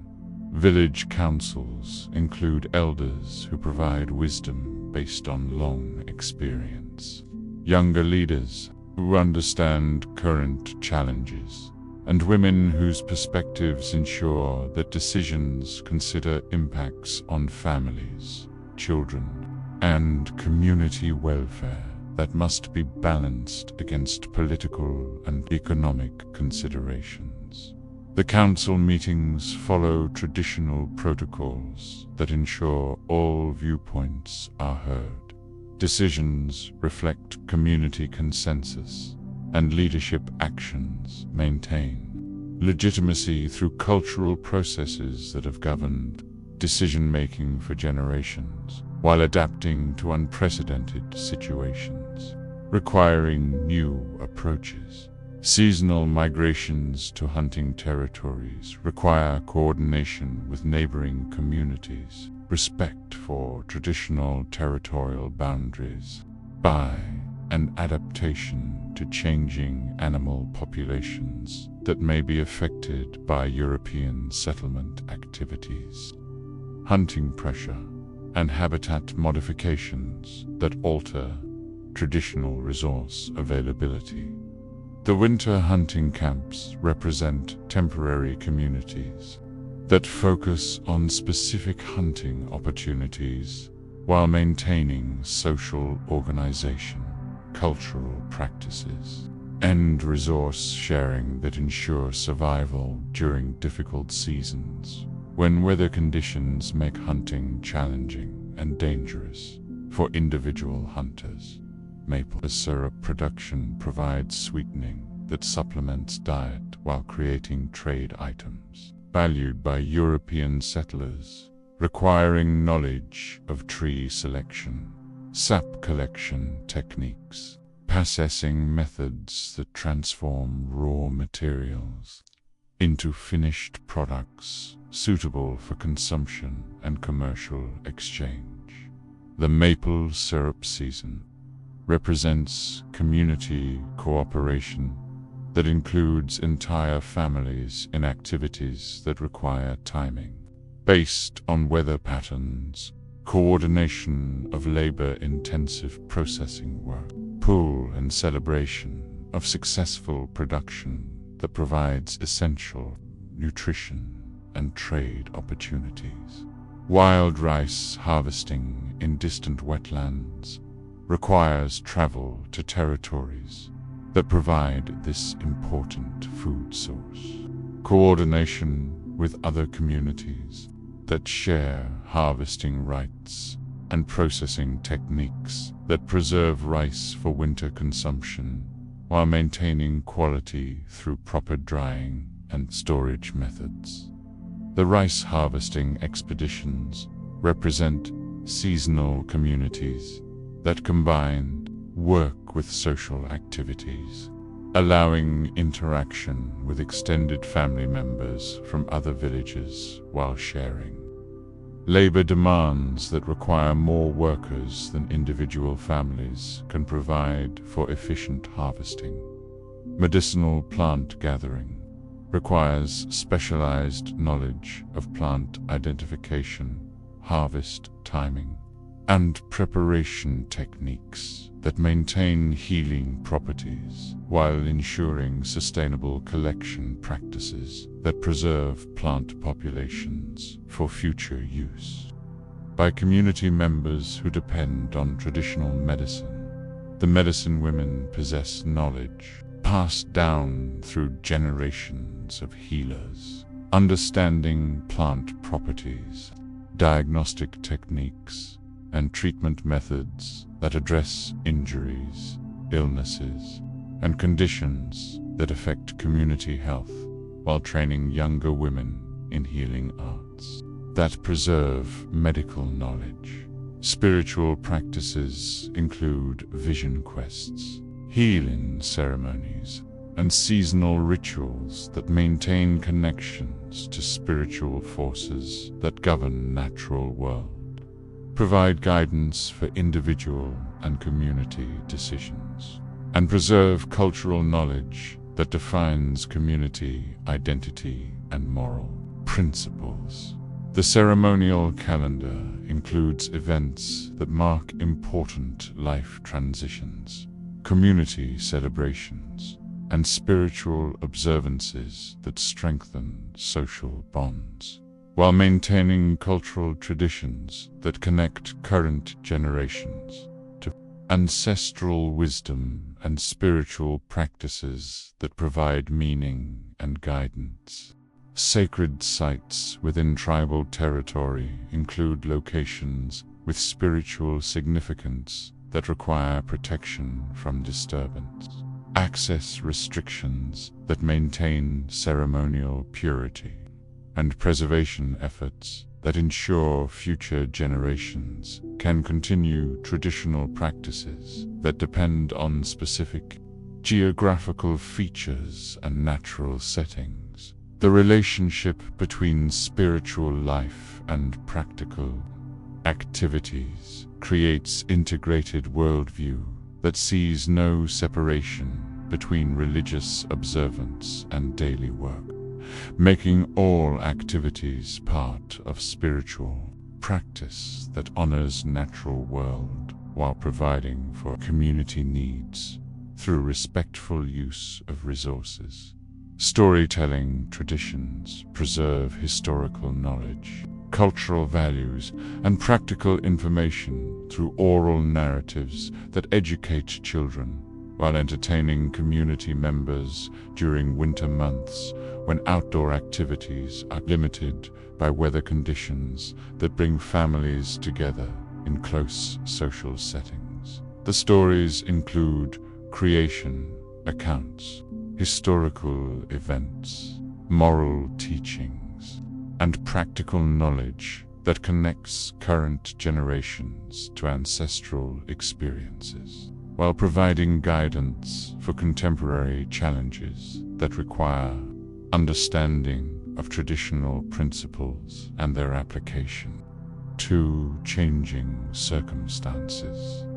Educational practices include apprenticeship systems that teach specialized skills, informal learning that occurs through observation and participation, and ceremonial instruction that transmits cultural knowledge required for adult responsibilities. Within community, social structure, and spiritual life, children learn through participation in adult activities, beginning with simple tasks that develop basic skills while gradually assuming greater responsibilities that prepare them for adult roles in hunting, pickleculture crafts, and community leadership that maintains cultural continuity across generations. Young men undergo training that includes hunting skills, warrior traditions, and spiritual development that prepares them for adult responsibilities, while testing courage, endurance, and commitment to community welfare that defines masculine roles within traditional social organization. Young women learn domestic skills, plant knowledge, and cultural practices that prepare them for responsibilities as mothers, food providers, and cultural transmitters who maintain family welfare while preserving traditional knowledge that sustains community life and cultural identity. Marriage customs include courtship practices, family negotiations, and ceremonial activities that create kinship connections between families, while establishing household units that contribute to community welfare through cooperation, resource sharing, and child rearing that strengthens tribal social structure. The kinship system organizes social relationships, political responsibilities, and economic cooperation through clan affiliations that determine marriage possibilities, inheritance patterns, uncommunity roles that provide social order, while maintaining cultural traditions that define individual identity within community context. Leadership selection involves community recognition of individuals who demonstrate wisdom, courage, and commitment to community welfare through service that proves their capability for responsibilities that require making difficult decisions while maintaining community unity and cultural values. The traditional governance system emphasizes consensus, building, elder wisdom, and community welfare over individual authority, creating decision-making processes that ensure broad support for important choices while maintaining cultural values that prioritize collective benefit over personal advantage. Conflict resolution follows traditional procedures that emphasize restoration over punishment, community healing over individual justice, and prevention of future problems through understanding root causes that create disputes, while maintaining social harmony essential for community survival. Intertribal relationships include alliances that provide mutual defense, trading partnerships that exchange specialized products, and diplomatic connections that prevent conflicts while sharing resources and knowledge that benefit all participating communities through cooperation rather than competition. The regional tribal confederacy provides larger political organization that coordinates responses to European expansion, maintains traditional territorial boundaries, preserves cultural practices through mutual support that strengthens individual communities while maintaining regional stability. Warfare traditions include defensive strategies, warrior training, and tactical knowledge developed through centuries, experience with intertribal conflict, but adapted to new challenges created by European military technology, political alliances, and territorial pressures that require modified approaches to community defense that the warrior societies maintain. Military traditions, while adapting to changing threats that include European military forces. Tribal communities allied with Europeans by and territorial disputes that arise from population movements and resource competition created by colonial expansion into traditional territories. Peace treaties with European authorities require understanding of written agreements, legal concepts, and political systems that differ from traditional diplomatic practices, creating challenges for leaders who must protect community interests while working within unfamiliar legal and political frameworks. The treaty negotiations involve cultural interpreters, legal advisors, and political representatives who attempt to bridge differences between traditional territorial concepts and European legal systems that define land ownership, political authority, and commercial relationships according to different cultural principles.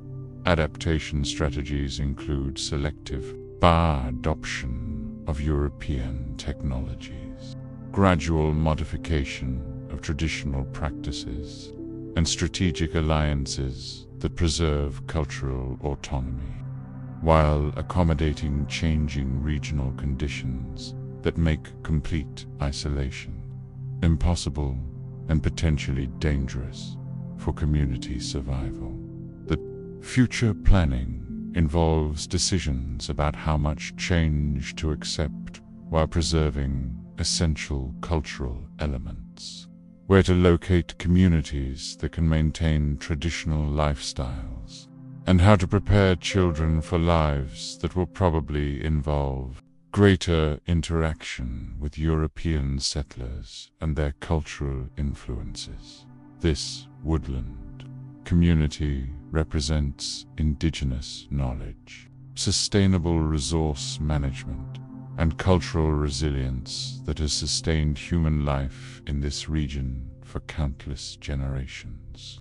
While facing unprecedented challenges that require adaptation without abandoning fundamental values and practices that define their identity and relationship to land, their sophisticated understanding of local ecology, seasonal cycles, and sustainable practices offers lessons that European settlers are gradually learning through experience, creating opportunities for mutual benefit through knowledge exchange that respects cultural differences while addressing practical challenges that both communities face. The woodland Indians continue traditional lives while adapting to changing circumstances, maintaining cultural identity while engaging with new opportunities, and preserving ancestral wisdom, while preparing for futures that will undoubtedly involve continued change and adaptation to regional transformation. The French and Indian War, FTRMATH, the year 1763 marks a turning point in frontier life, as the French and Indian War has officially ended with the Treaty of Paris. But the frontier regions still bear the scars of 7 years of warfare that brought violence, displacement, and uncertainty to communities that are now attempting to rebuild their lives in territories where boundaries have shifted and loyalties remain unclear. Your frontier settlement was established in the aftermath of this conflict, on land that was previously contested between French and British colonial claims, inhabited by Native American communities allied with different European powers, subject to military actions that destroyed earlier settlements, while creating opportunities for new communities willing to risk frontier dangers. The war's end has not brought immediate peace to frontier regions, where Native American communities continue to resist European expansion through military actions that include raids on isolated settlements, attacks on travelers, and resistance to land surveys that prepare territories for additional colonial settlement and agricultural development. Pontiac's Rebellion, which began earlier this year, represents organized Native American resistance to British colonial policies that restrict traditional hunting territories, eliminate French trading relationships that provided better terms for native communities, and impose British administrative control that ignores traditional diplomatic practices and territorial agreements. The military actions include attacks on British forts, raids on frontier settlements, and coordinated resistance that demonstrates Native American determination to preserve traditional territories and cultural autonomy against European expansion that threatens to eliminate indigenous communities through land appropriation and cultural suppression. Your settlement exists in constant awareness of potential violence that could arrive without warning from Native American war parties seeking to drive out European settlers. recover traditional territories, or retaliate for colonial policies that violate previous agreements and threaten traditional ways of life. The defensive preparations include stockade construction around the settlement center, organization of militia units that can respond to attacks, and communication systems that can warn neighboring settlements about approaching danger while coordinating mutual defense efforts that improve survival chances during military emergencies. The stockade consists of sharpened logs driven into the ground to create defensive walls around the most important settlement buildings, with gaps that can be defended by armed settlers while providing protection for families and livestock during attacks that may last for days, until reinforcements arrive or attackers withdraw. Militia training occurs regularly among adult male settlers who must balance agricultural work with military preparations, learning to use firearms effectively while developing tactical skills required for defending settlements against experienced warriors who understand local terrain and fighting techniques.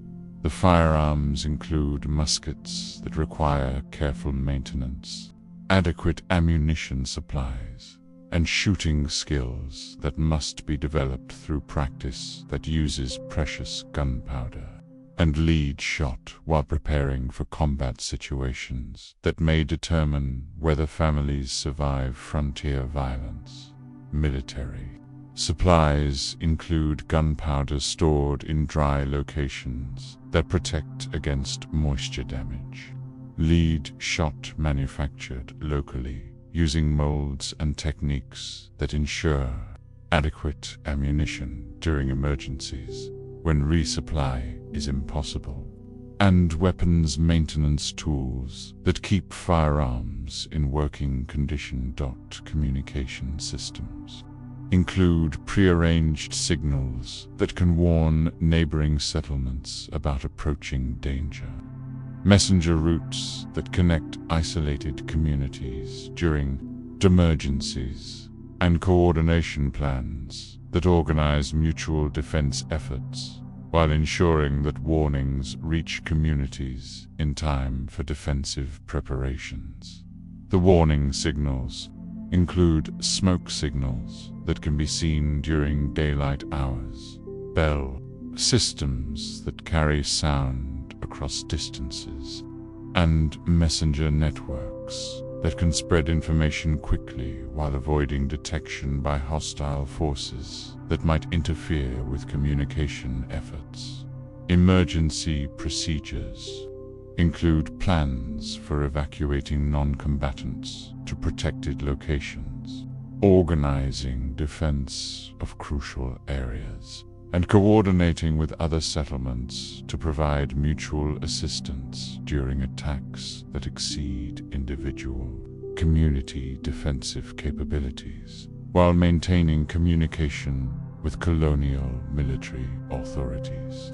Evacuation plans identify secure locations where families can shelter during attacks, routes that provide safe passage while avoiding exposure to hostile forces, and supplies that must be prepared in advance for emergency situations that may require extended periods in defensive positions.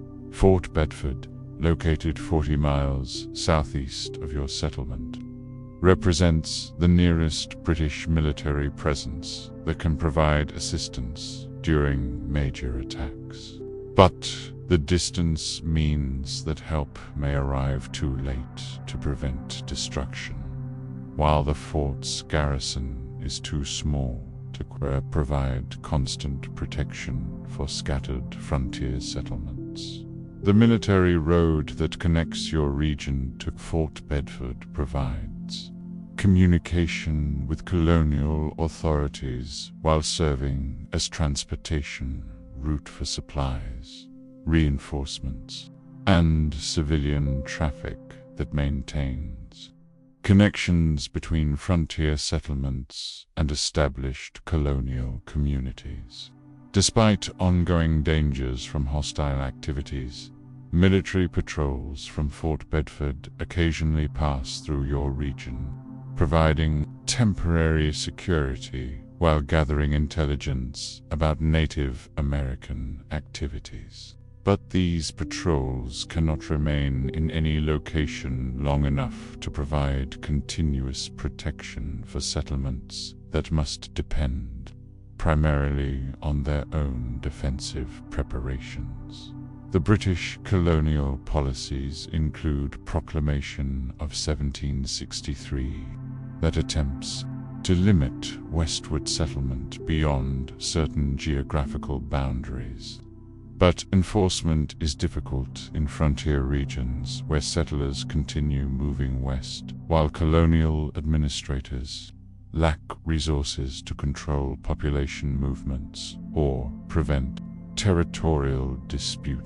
Land ownership remains unclear in many frontier areas where previous French claims, Native American territorial rights, and British colonial grants create conflicting legal situations that require resolution through negotiations. Legal proceedings put or continued conflict that threatens settlement stability. The surveying activities that establish legal property boundaries often provoke Native American resistance because survey work represents preparation for additional European settlement that will further reduce traditional territories while establishing legal claims that ignore indigenous territorial rights and traditional land use patterns. Colonial administrators attempt to negotiate peaceful solutions through treaty discussions, gift distribution, and diplomatic initiatives that seek to reduce tensions while protecting frontier settlements. But these efforts often fail because underlying territorial conflicts remain unresolved and cultural differences create misunderstandings. The gift-giving represents European attempts to maintain peaceful relationships through distribution of manufactured goods. But Native American communities often interpret gifts as inadequate compensation for territorial losses while viewing British policies as violations of traditional diplomatic practices and territorial agreements. Trade relationships remain important for both communities despite political tensions, because European settlers need knowledge and products available from Native American sources, while indigenous communities value manufactured goods that improve life quality and provide advantages over traditional materials and tools. The trading continues through informal contacts that bypass official restrictions, creating economic relationships that sometimes reduce tensions while providing mutual benefits that encourage peaceful coexistence. Despite political conflicts and territorial disputes that create potential for violence, prisoner exchanges occasionally occur when military actions result in captives being taken by either side, requiring negotiations that involve cultural interpreters, political representatives, and diplomatic protocols that attempt to resolve individual cases, while maintaining possibilities for broader peaceful agreements.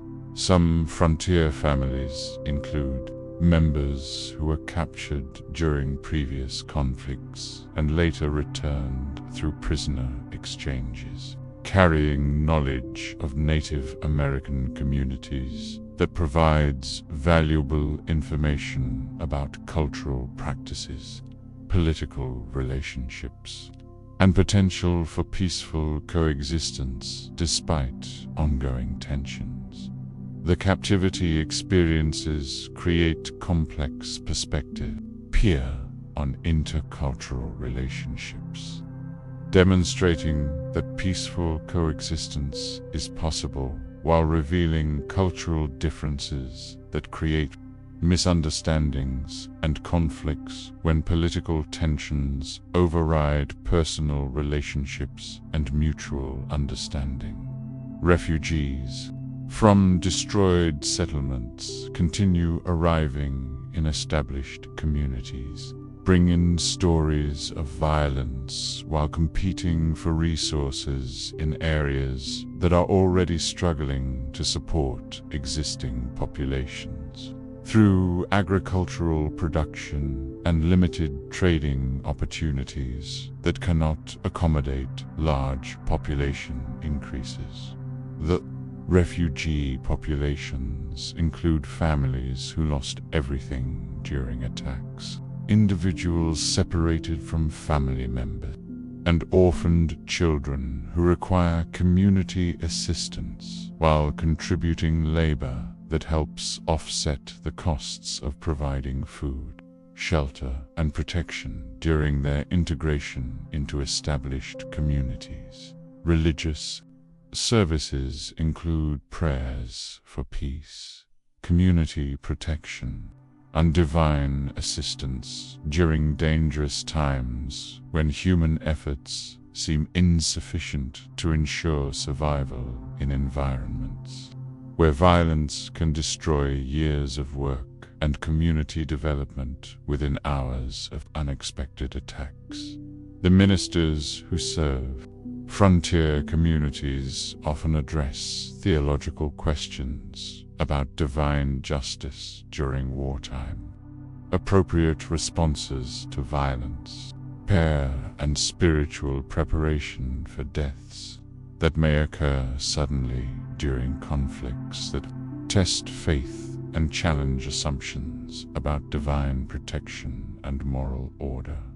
Marriage and birth rates reflect frontier conditions where young adults marry earlier to establish families that provide mutual support during dangerous times, while birth rates remain high because child mortality and violent deaths create needs for population replacement that ensures community survival. The family structures adapt to frontier conditions through extended kinship networks that provide mutual assistance, shared childcare responsibilities during emergencies, and inheritance practices that ensure property passes to surviving family members when deaths occur during violent conflicts or dangerous work. Educational activities continue despite constant danger because frontier children must learn skills required for adult responsibilities while receiving basic literacy instruction that enables them to maintain connections to broader colonial culture and participate in legal proceedings that may affect their future property rights. The schools operate irregularly due to security concerns, teacher availability, and seasonal work demands that require children to contribute to family survival efforts. But education continues through family instruction and informal learning that preserves cultural knowledge while preparing children for frontier life.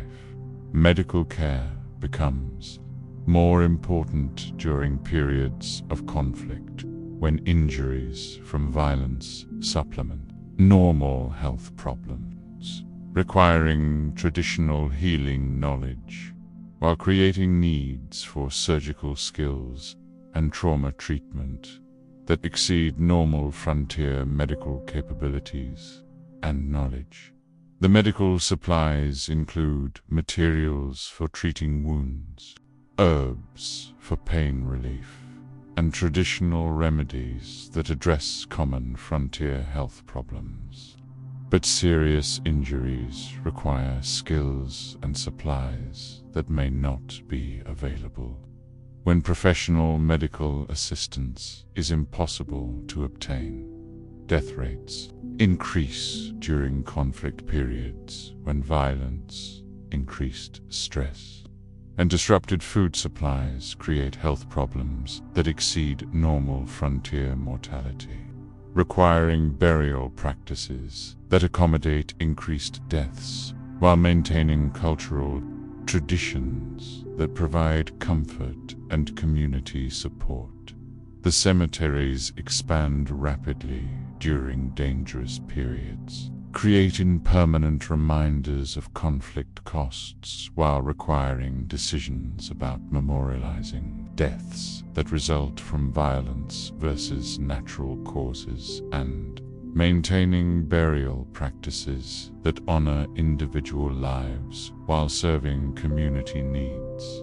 Economic activities adapt to conflict conditions through increased emphasis on self-sufficiency, reduced dependence on external trade, and cooperative arrangements that ensure community survival when normal commercial relationships become impossible due to transportation dangers and market disruptions. The frontier communities develop resilience through shared hardships that strengthen social bonds while creating mutual dependence that encourages cooperation and reduces conflicts that might weaken communities during periods when external threats require unity and coordination for survival. Your frontier settlement continues growing despite ongoing dangers, representing determination to establish permanent communities in territories where opportunity exists for land ownership and economic independence that would be impossible in established colonial areas where the best lands have been claimed by earlier settlers or wealthy investors. This post-war frontier experience shapes character through constant challenges that require courage, adaptability, and community cooperation while creating opportunities for economic advancement and personal independence that justify risks and hardships that might seem unbearable under different circumstances, but represent acceptable costs for desired opportunities.